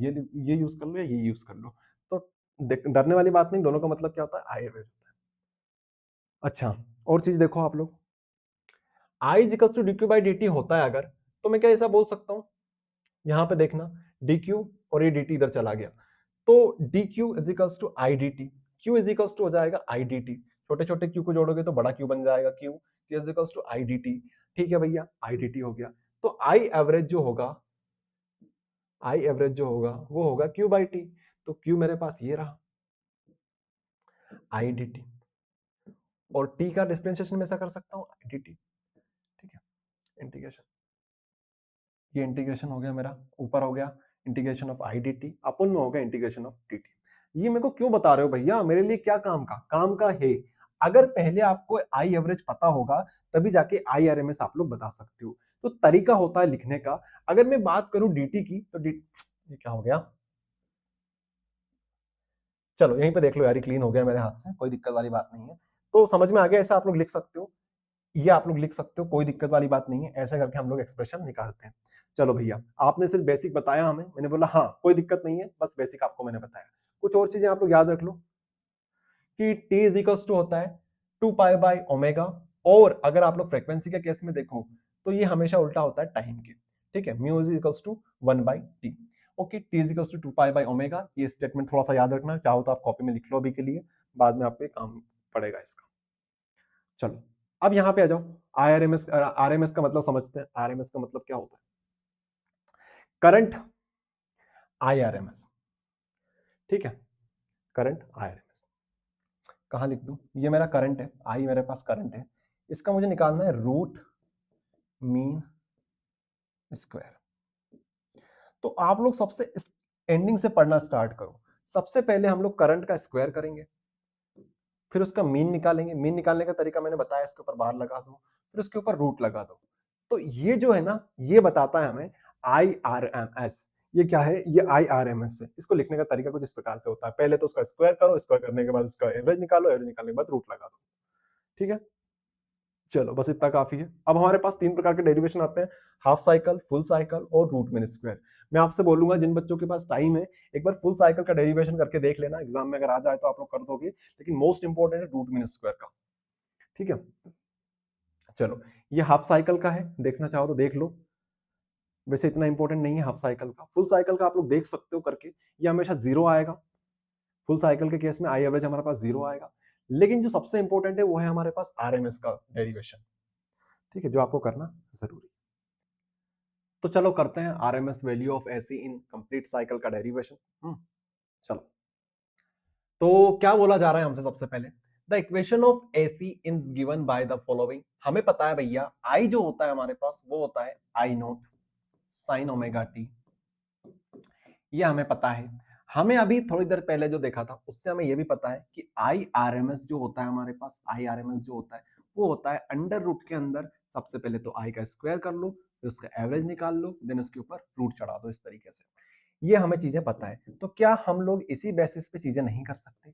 कर सकते हैं। अब जरा ध्यान से देखना, यहां से समझने की कोशिश करना। तो आईआरएमएस कहां गया, ये देखो आईआरएमएस हमारे पास ये हो गया। अब मैंने आपसे बोला कि अगर अगर ये मेरे पास आईआरएमएस है, तो अगर मैं आपको ये चीजें निकाल के दे दूं, सिर्फ इतनी इतनी, ठीक है, ये परोस के दे दूं आपको, तो आप क्या बोलोगे? क्या आप इसके बेसिस पे आईआरएमएस निकाल सकते हो? आपको कुछ नहीं करना है। अगर मैं आपको ये चीजें निकाल के दे दूं, तो आपको जस्ट उसके ऊपर रूट लगाना है और आपका आंसर आ गया। आपको मैं अगर ये सब कुछ दे दूं बना के, तो आपको जस्ट उसके ऊपर रूट लगाना है और आपका काम हो जाएगा। मैंने बोला ठीक है, तो मैं इस पे काम करता हूं, इसके ऊपर आप रूट लगा लेना। अब मैंने आई I average I I average निकालने की कोशिश करी, ठीक है, स्क्वायर वाला, ठीक है। क्या बोल सकते हो इसको शॉर्ट फॉर्म में?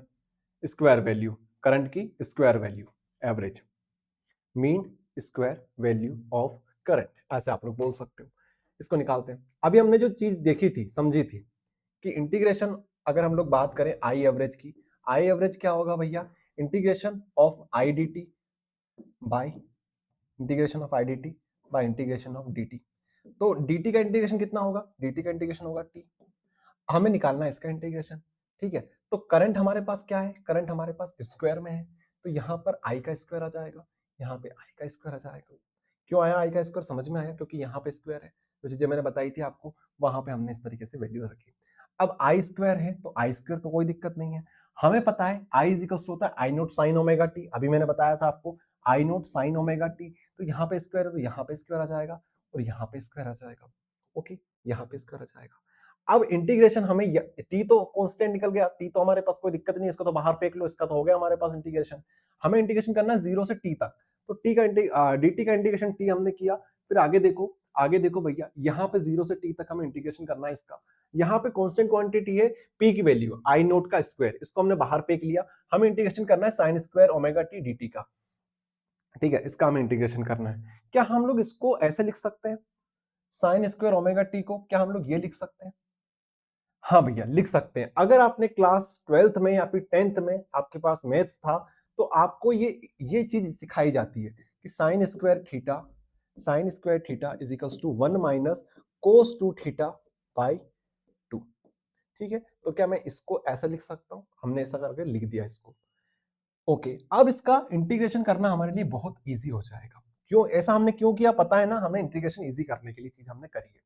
अब इसका इंटीग्रेशन कर लेते हैं भैया। यहाँ पे 2 था, 2 को भी बाहर फेंको क्योंकि वो कांस्टेंट क्वांटिटी, इसका इंटीग्रेशन करना है। 1 का इंटीग्रेशन हमारे पास टी हो जाएगा, cos 2 ओमेगा टी का हमारे पास हो जाएगा sin 2 ओमेगा टी अपॉन में ओमेगा टी आ जाएगा, इसका करेंगे अलग से। तो अब 0 से 2 तक इसकी वैल्यू पुट कर देंगे। ये फॉर्मुलाज होते हैं, अगर आपने नहीं पढ़े हैं तो पढ़ लेना। sin square theta is equal to 1 minus cos 2 theta by 2। अब यहाँ पे आप लोग ध्यान दो, यहाँ पे हमें 0 टी और 0 की वैल्यूज पुट करनी है। पहले टी की वैल्यू पुट करेंगे, 0 की वैल्यू पुट करेंगे, तो वो 0 हो जाएगा, ठीक है। अब यहाँ पे देख लो, यहाँ पे देखो, अब मैंने आपसे बोला था एक चीज और, कि आप चाहो तो टी को लिख सकते हो, टी को क्या लिख सकते हो? 2 पाई बाई ओमेगा, ठीक है, ये लिख सकते हो। तो अगर मैं इसको देखूं ध्यान से, तो ये मेरे पास लिखा हुआ है साइन 2 ओमेगा। अब टी की जगह पे मैं ये वैल्यू पुट कर दूं 2 पाई बाई ओमेगा, तो क्या ये ओमेगा से ये ओमेगा कट जाएगा और हमारे पास आएगा साइन 2 इंटू 2 पाई, ठीक है। ये तो ये यहाँ पे ये आ गया। अब नीचे 2 पाई अलग से चल रहा है, उसकी चिंता छोड़ो, आप लोग उसकी चिंता मत करो। अब यहाँ पे देखो t minus sine 4 pi upon में 2 पाई। अब ध्यान से सुनना, sine 4 pi is equals to होता है हमारे पास 0, ठीक है। साइन 4 पाई हमारे पास कितना होता है? 0 होता है, ठीक है भैया। अगर ये 0 होगा तो इसके अपॉन में कुछ भी हो वो 0 ही होगा, तो ये हमारे पास 0 आ गया। तो हमारे पास आई स्क्वायर एवरेज जो आया वो आया हमारे पास आई नोट का स्क्वायर अपॉन में 2t इंटू में t, तो एक t से ये t कट जाएगा, हमारे पास आएगा I average of square is equals to I naught का स्क्वायर अपॉन में 2। आपसे मैंने बोला था अगर आपको आई आरएमएस निकालना है तो इसी का आप क्या करो, इसी के ऊपर अंडर रूट चढ़ा दो। तो अगर आप लोग इसके ऊपर अंडर रूट चढ़ाओगे, अपॉन में यहाँ पे 2 आ जाएगा। तो अगर इसके ऊपर आप अंडर रूट चढ़ा दोगे तो हमारे पास आई नोट का स्क्वायर हमारे पास हो जाएगा आई नोट, जब रूट के बाहर आएगा क्योंकि रूट से रूट कैंसिल हो जाएगा। आप चाहो तो ऐसे करके कर लो, इसके ऊपर रूट चढ़ा दो, इसके ऊपर रूट चढ़ा दो, और रूट सिर्फ और सिर्फ यहाँ पे बचेगा। ओके, तो ये मेरे पास आ गया आई नोट बाई अंडर रूट 2, और यही हमसे प्रूफ करने को बोला गया था। आई बात समझ में? अब ऐसे बच्चे जो कॉपी पेन लेके बैठे हैं, एक बार खुद से करके देख लेना, क्योंकि डेरिवेशन में कुछ चीजें ऐसी है जो आपको याद भी करनी पड़ेगी, खासकर फॉर्मूला, और एक बार आप कर लोगे तो थोड़ा सा मोटिवेशन आपको आ जाएगा। चलो फिर से क्वेश्चन में ले चलता हूँ, हमसे यही चीज पूछी थी प्रूफ करने के लिए, ये हमने प्रूफ कर दी। चलो नेक्स्ट हमारे पास क्वेश्चन है, question number 15। Prove that the average power dissipated in an AC circuit is P average is equals to V RMS I RMS cos phi. बहुत इंपॉर्टेंट क्वेश्चन है, ये भी काफी बार प्रीवियस ईयर में आ रखा है। इसको अपन लोग सॉल्व करेंगे। हमसे बोला जाता है कुछ इस प्रकार से कि प्रूव करो, प्रूव करो, प्रूव करो भैया, P average is equals to, ये आपसे बोला जाता है prove that P average is equals to V RMS into I RMS into cos phi. ये आपसे प्रूव करने को बोला जाता है। तो सिंपल है, इसमें तो कोई नहीं, बस दो फॉर्मुलास आपको याद करने हैं छोटे छोटे। सबसे पहले P इज इक्वल्स टू होता है voltage into current, P is equals to VI, VI हम लोग लिखते हैं। तो वोल्टेज की इक्वेशन और करंट की इक्वेशन यहाँ पे आप पुट करोगे।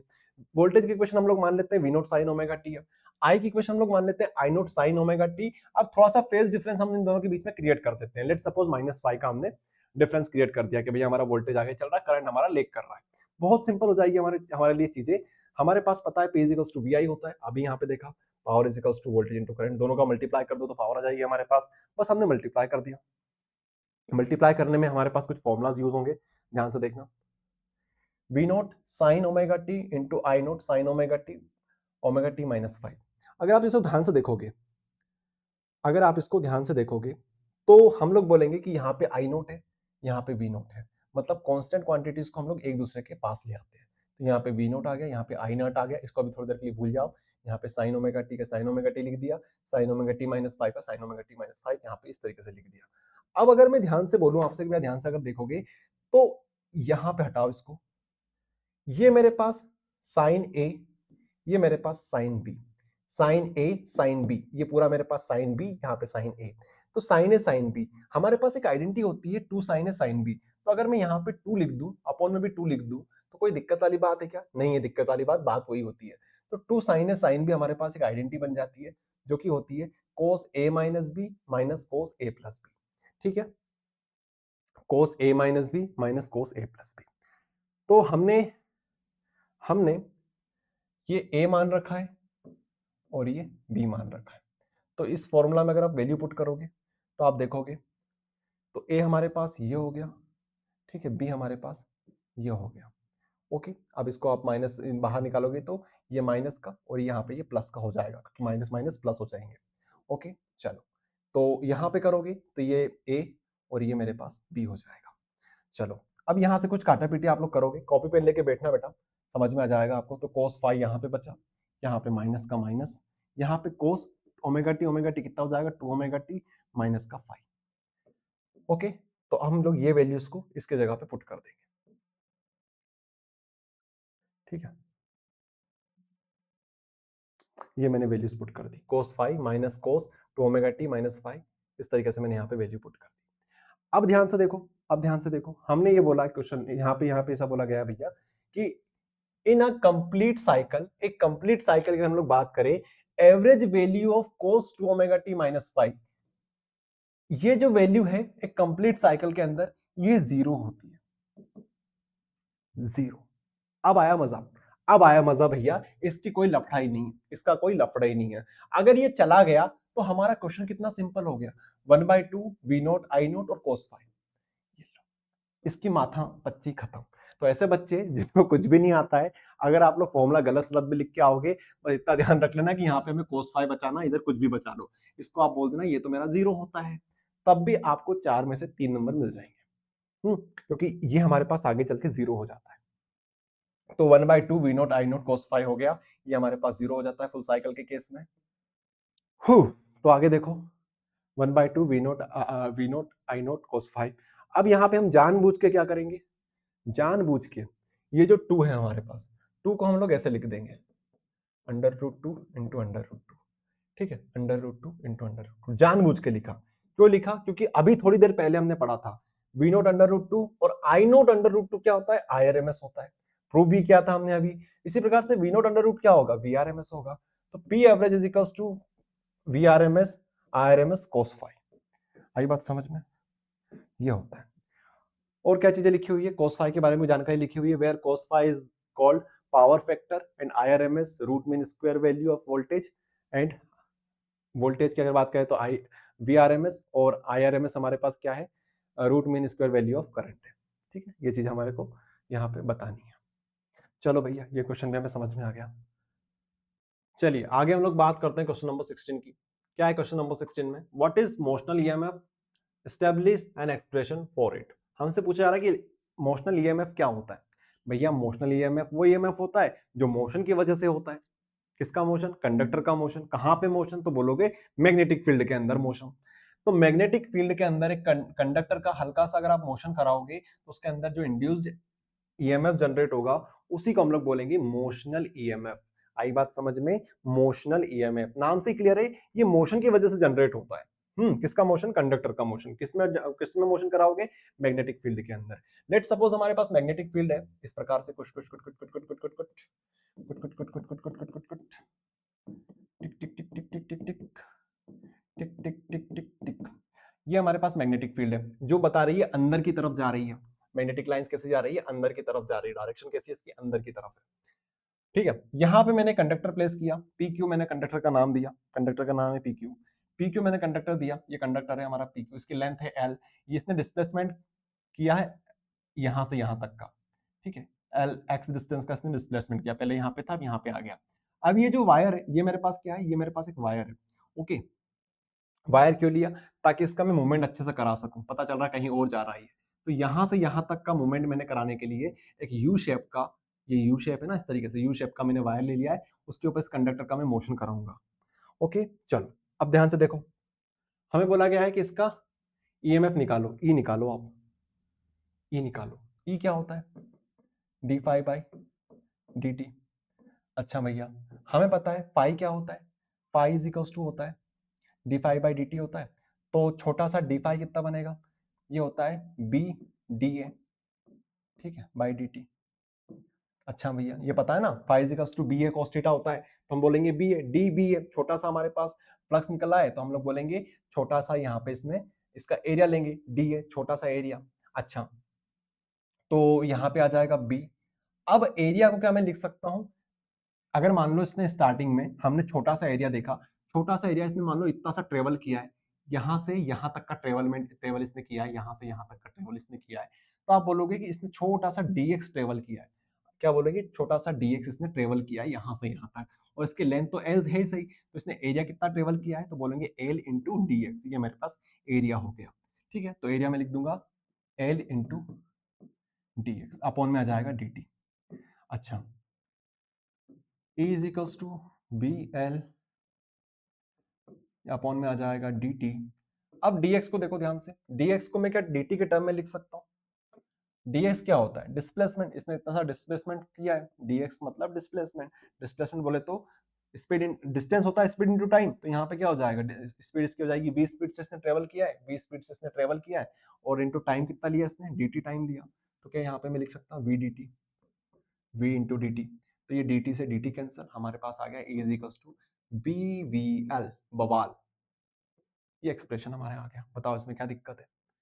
आई होप आप सभी को कोई इसमें दिक्कत होगी नहीं। मेरा माइक ऑन है, ऑन है।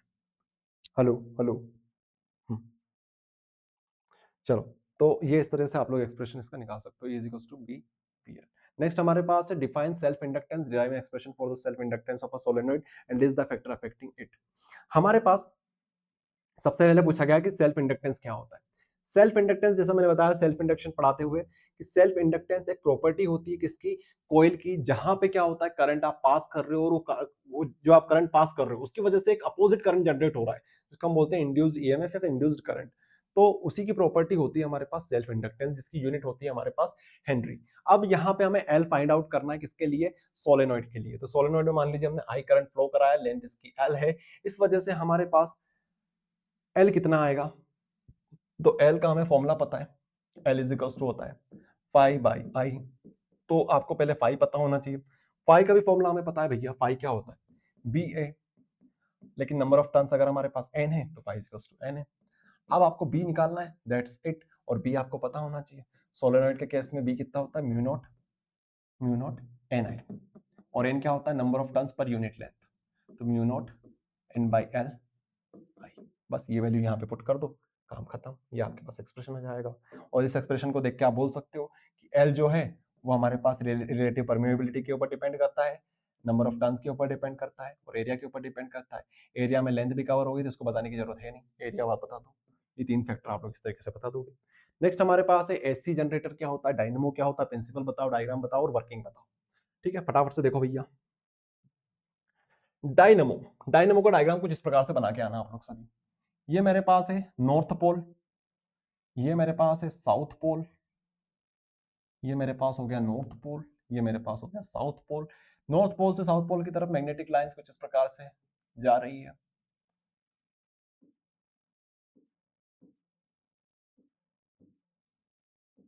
अब इसी मैग्नेटिक लाइंस के बीच में हमारे पास एक आर्मेचर है। आर्मेचर बोले तो भैया रेक्टेंगुलर शीट हमारे पास है, इस प्रकार की रेक्टेंगुलर शीट है।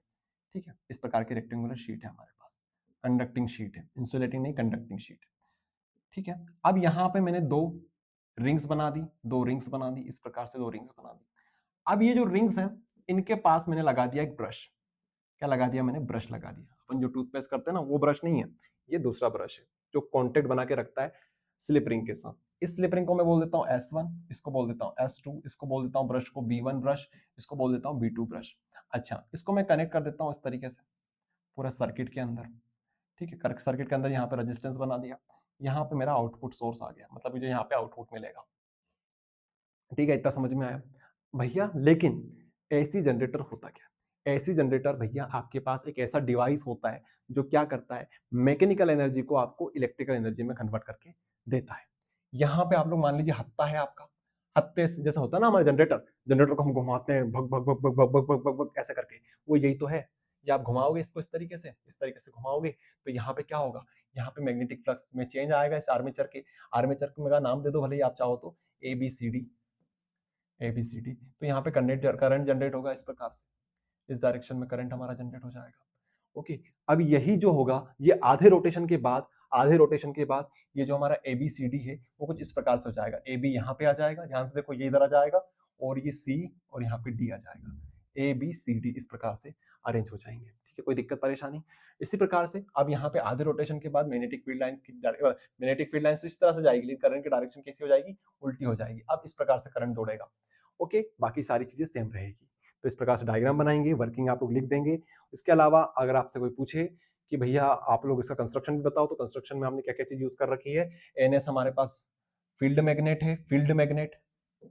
इसके बाद हमारे पास ABCD बार आर्मेचर है, S1 S2 हमारे पास स्लिप रिंग है, B1 B2 हमारे पास कार्बन ब्रश है, PQ हमारे पास आउटपुट सोर्स है।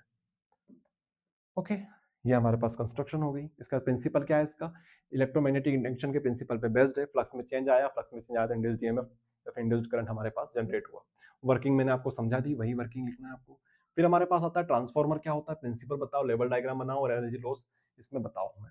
तो ट्रांसफार्मर की बात करें भैया, ट्रांसफार्मर की बात कर लेते हैं। ट्रांसफार्मर का डायग्राम हमें कुछ इस प्रकार से बना के आना है एग्जाम में। हमारे पास सबसे पहले क्या बनेगी, इस प्रकार की शीट्स बनेगी। ठीक है, लेमिनेटेड सॉफ्ट आयरन कोर्स बनेगी। ध्यान से देखो, अगर आप इसको ध्यान से बनाओगे, आप लोग व्यवस्थित बनाना, लेकिन मैं आपको समझा रहा हूँ इस प्रकार से आपको एग्जाम में बना के आनी है। ये एक शीट, अब इसकी हल्की सी यहाँ पे बिल्कुल स्केल से आप लोग मेजर करके ऐसे बनाना। अब मैंने तो ज्यादा स्पेस ले ली, लेकिन आपको कम कम स्पेस लेके बनाना, 4-5 पट्टी बना देना इस प्रकार से। ठीक है, और छोटे छोटे पतली पतली लाइन बनाना है, ज्यादा स्पेस नहीं देना है। ठीक है, इस प्रकार से।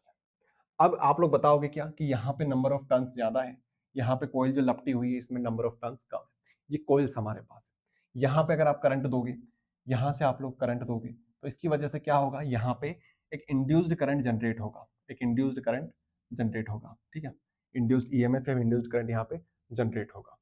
अगर यहाँ पे टर्न ज्यादा, यहाँ पे टर्न कम है, तो आप इसको क्या बोलोगे, ये स्टेप डाउन ट्रांसफॉर्मर हमारे पास बनेगा। ट्रांसफॉर्मर समझते हो भैया, जो हमारे घर के आसपास लगा तो होता है, डीपी जिसको हम लोग बोलते हैं, वही यही है। प्रिंसिपल क्या है इसका, it is working on the mutual induction के प्रिंसिपल पे काम करता है। डायग्राम आप बना दोगे। फिर बात आती है एनर्जी लॉस। यहाँ पे भैया एनर्जी का बहुत ज्यादा लॉस होता है। किस किस फैक्टर पे डिपेंड करता है और क्या तरीका है जिससे हम लोग एनर्जी लॉस को बचा सकते हैं। पहला लॉस होता है कॉपर लॉस। अब कॉपर के वायर आपने कस दिए, वहां पे रेजिस्टेंस होगा, रेजिस्टेंस की वजह से क्या होगा, वो वायर गर्म होंगे, गर्म होने की वजह से वहां पे कॉपर लॉस होगा या फिर हीट इफेक्ट आएगा वहां पे। तो वही लिखा है heat dissipation due to resistance in the coil. इसका सॉल्यूशन ये है कि भैया मोटे मोटे वायर यूज करो, थिक वायर यूज करो। उसके बाद एडी करंट का लॉस होगा। ठीक है, तो अगर आप लोग इस प्रकार की अलग अलग लेमिनेटेड कोर्स यूज नहीं करोगे, इस प्रकार से यूज नहीं करोगे, एक ही बस बड़ा सा ये बना के आ जाओगे। ठीक है, तो इस किसकी वजह से यहाँ पे क्या बनेंगे, यहाँ पे एडी करंट बनना स्टार्ट हो जाएंगे इसमें। ठीक है, एडी करंट बनना स्टार्ट हो जाएंगे, छोटे छोटे छोटे छोटे करंट के कंपोनेंट बनना स्टार्ट हो जाएंगे, जो क्या करेंगे, इसमें हीटिंग इफेक्ट भी जनरेट करेंगे, साथ साथ यहाँ पे अलग अलग प्रकार के लॉस हमें देखने को मिलेंगे। तो एडी करंट से बचने के लिए हम लोग क्या करते हैं, इस प्रकार का अरेंजमेंट करते हैं, लेमिनेटेड सॉफ्ट आयरन कोर का यूज करते हैं। उसके बाद है हिस्टैरिसीस लॉस। हिस्टैरिसीस लॉस क्या होता है भैया, देखो हिस्टैरिसीस लॉस का मतलब ये होता है कि अब फ्लक्स में चेंजेस हो रहा है, फ्लक्स बार बार चेंज हो रहा है, बार बार चेंज हो रहा है, तो ये कभी कभी मैग्नेटाइज होता है और कभी कभी डीमैग्नेटाइज होता है। मैग्नेटाइज हुआ, डीमैग्नेटाइज हुआ, मैग्नेटाइज हुआ, डीमैग्नेटाइज हुआ, मैग्नेटाइज हुआ, डीमैग्नेटाइज हुआ। तो ये जो प्रॉपर्टीज होती है बार बार मैग्नेटाइज होना, डीमैग्नेटाइज होना, इसकी वजह से ये वाला लॉस क्रिएट होता है जिसको बोलते हैं hysteresis loss. Loss during repeated magnetization cycles. इसका यूज है कि आप सॉफ्ट आयरन कोर यूज करो, soft soft iron core use करो, तो काम आपका हो जाएगा। इसके बाद है फ्लक्स लीकेज। फ्लक्स लीकेज बोले तो, फ्लक्स लीकेज बोले तो अब भैया ये इतनी दूर दूर आप रखोगे तो यहां से फ्लक्स जो बनेगा ये पूरा पास नहीं कर पाएगा। कुछ फ्लक्स यहां से यूं बनेगा, कुछ फ्लक्स यूं बनेगा, कुछ फ्लक्स यूं बनेगा, कुछ फ्लक्स यूं बनेगा। तो यहाँ पे मैग्नेटिक लाइंस देख रहे हो आप लोग, यहाँ पे पास पास, यहाँ दूर दूर।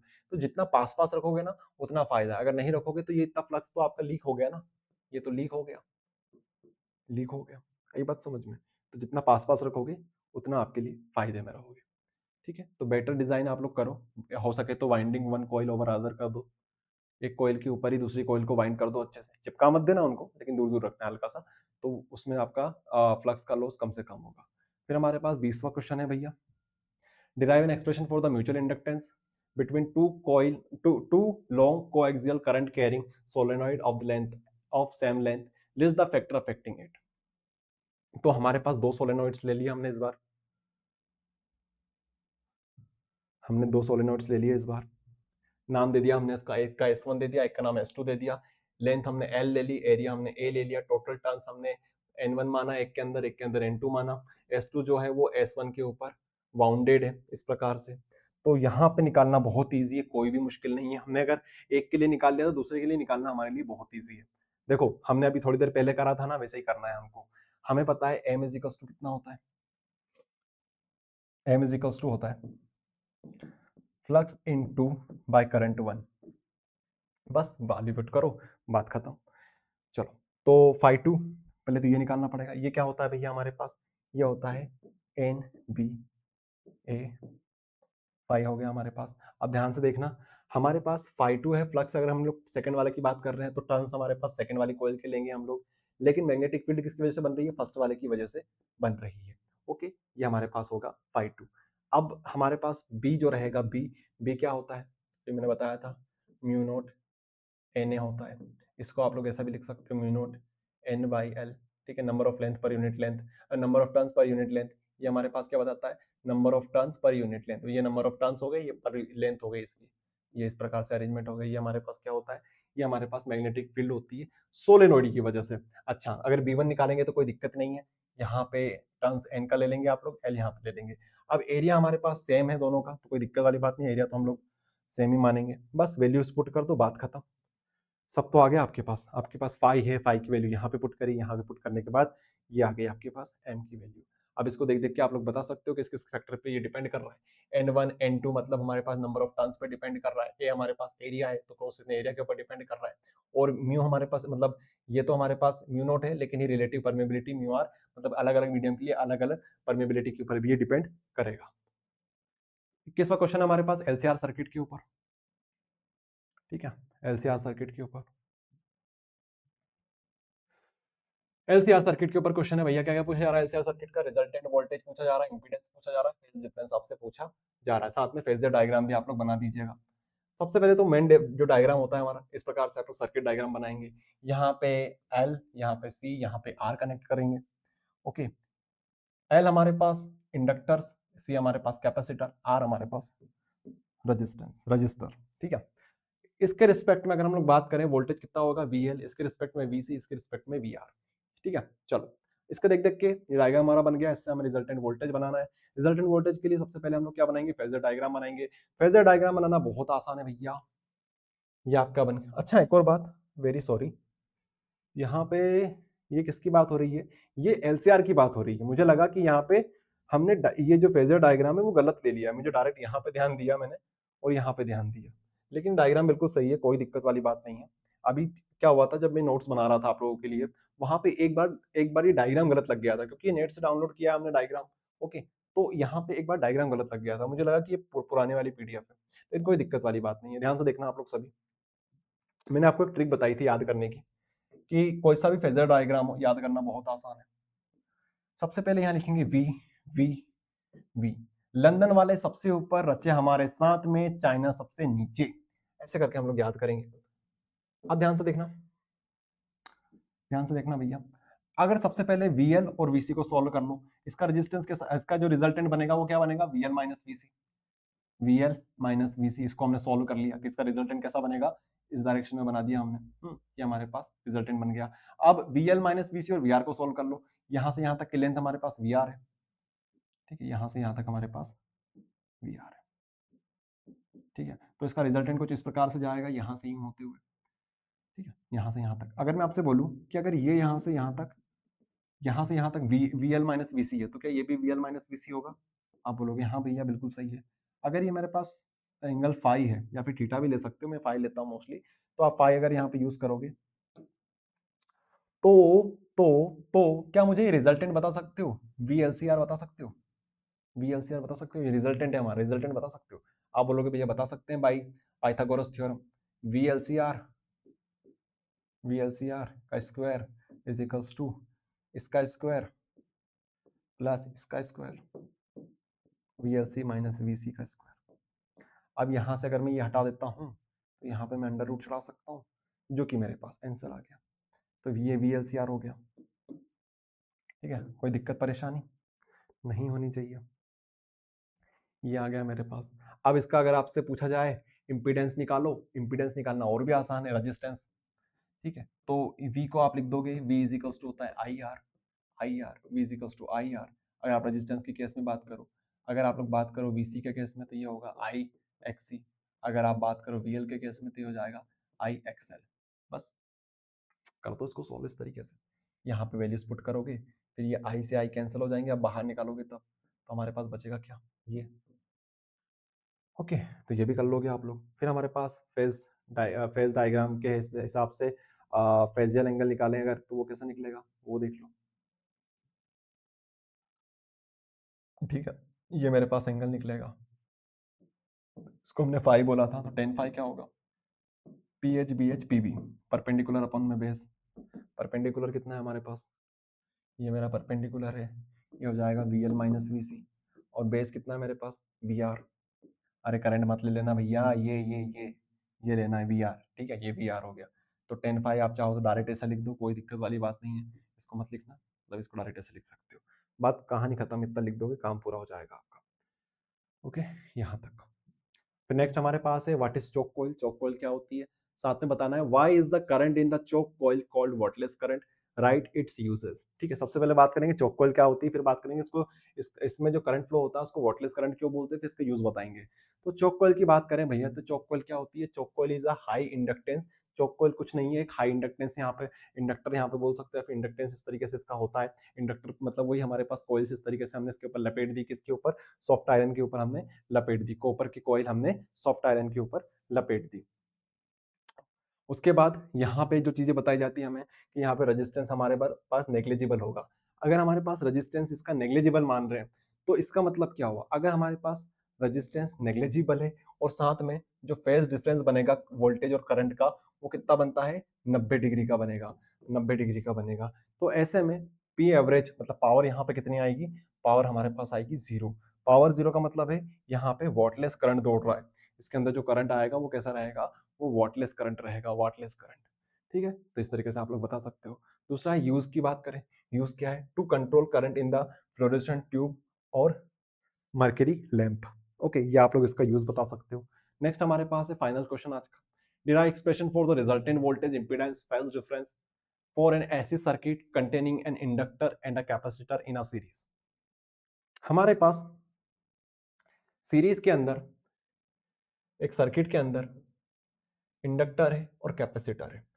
तो ये आपका डायग्राम हो जाएगा, बहुत सिंपल है यार, अभी मैंने कराया ना वैसे ही करना है इसका भी। ये आप लोग फेज डिफरेंस बनाओगे, फेजर डायग्राम बनाओगे, फेजर डायग्राम के बेसिस पे आप लोग और क्या निकालना है इसमें, फेज डिफरेंस निकाल लोगे, इंपीडेंस निकाल लोगे, वोल्टेज निकाल लोगे। और अगर आपसे बोलते फेज डिफरेंस या फेजियर एंगल बताओ तो क्या बताओगे, ये होता है हमारे पास ये, ठीक है। परपेंडिकुलर कितना होगा हमारे पास, ये अगर VC है तो ये भी हमारे पास VC होगा, VC बाय बेस हमारे पास क्या है, VR। ये मैंने VR क्यों ले लिया यहाँ पे, हमें तो ध्यान से देखो भैया, ये डायग्राम थोड़ा सा गलत ले लिया हमने। हमें यहाँ पे VL और VC का बनाना है, तो VL और VC का कैसा बनेगा, ऐसा बनेगा, ऐसा। ठीक है, बताया था ना, ये हमारे पास लंदन वाले, ये चाइना वाले, ठीक है, लंदन वाले चाइना वाले।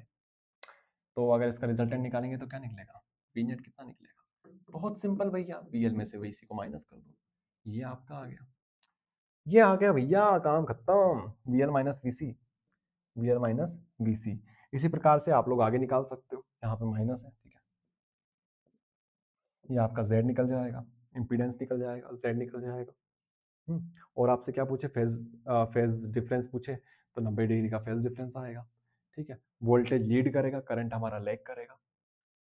क्या लिखा है, voltage lead by 90 degree if VC is greater than VL, if VL is greater than VC voltage is lead by 90 degree. Very sorry, यहाँ पे ध्यान से पढ़ना क्या लिखा है, VL इज ग्रेटर देन, अगर हमारे पास VL होगा, ठीक है, तो वोल्टेज लीड करेगा। मैंने इसका ट्रिक बताई थी, आपको याद हो तो, इसको कभी भी आ जाए ना इस प्रकार का क्वेश्चन तो कोई दिक्कत वाली बात है ही नहीं। ये हमारे पास होता है लंदन वाले, ये हमारे पास होते हैं चाइना वाले, ये हमारे दोस्त रशिया वाले। तो अगर अगर हमारे पास चाइना की बात होगी तो भैया ये हमें झटके देते हैं, चाइना वाले हमें क्या देते हैं, झटके देते हैं। तो झटके देते हैं मतलब करंट की बात, अगर मतलब इसकी वैल्यू ज्यादा होगी, VC ज्यादा होगी, तो करंट लीड करेगा, करंट लीड करेगा। और अगर VL ज्यादा होगा तो ये बात करता है पोटेंशियल पे, मतलब वोल्टेज पे, ठीक है। तो ये वोल्टेज की बात है। तो अगर यहाँ पे VL ज्यादा है, लंदन वाले ज्यादा है, लंदन वाले बड़े, तो वोल्टेज लीड करेगा। इसी प्रकार से चाइना वाले क्या देंगे, चाइना वाले में वोल्टेज लेग करेगा, या फिर बोल सकते हो करंट लीड करेगा। समझ में आया, देख लो समझ लो भैया, पेन कॉपी लेके बैठे हो तो कर लेना, ये फेजर डायग्राम सुधार देंगे सुपर PDF में, कोई दिक्कत वाली बात नहीं है। जो मैंने बताया ना डायग्राम, वो उससे आप लोग कर लेना इसको। इस प्रकार से हमारे 23 क्वेश्चन पूरे कंप्लीट हो गए। अब हम लोग यूनिट नंबर 5 देखेंगे, सब कुछ देखेंगे। चैनल को सभी लोगों ने सब्सक्राइब तो कर ही रखा होगा यार, लाइक और कर देना, वीडियो को थोड़ा सा मोटिवेशन हमें मिल जाएगा। कमेंट करना वीडियो कैसा लगा। तब तक के लिए भैया आप सभी लोगों का बहुत बहुत धन्यवाद।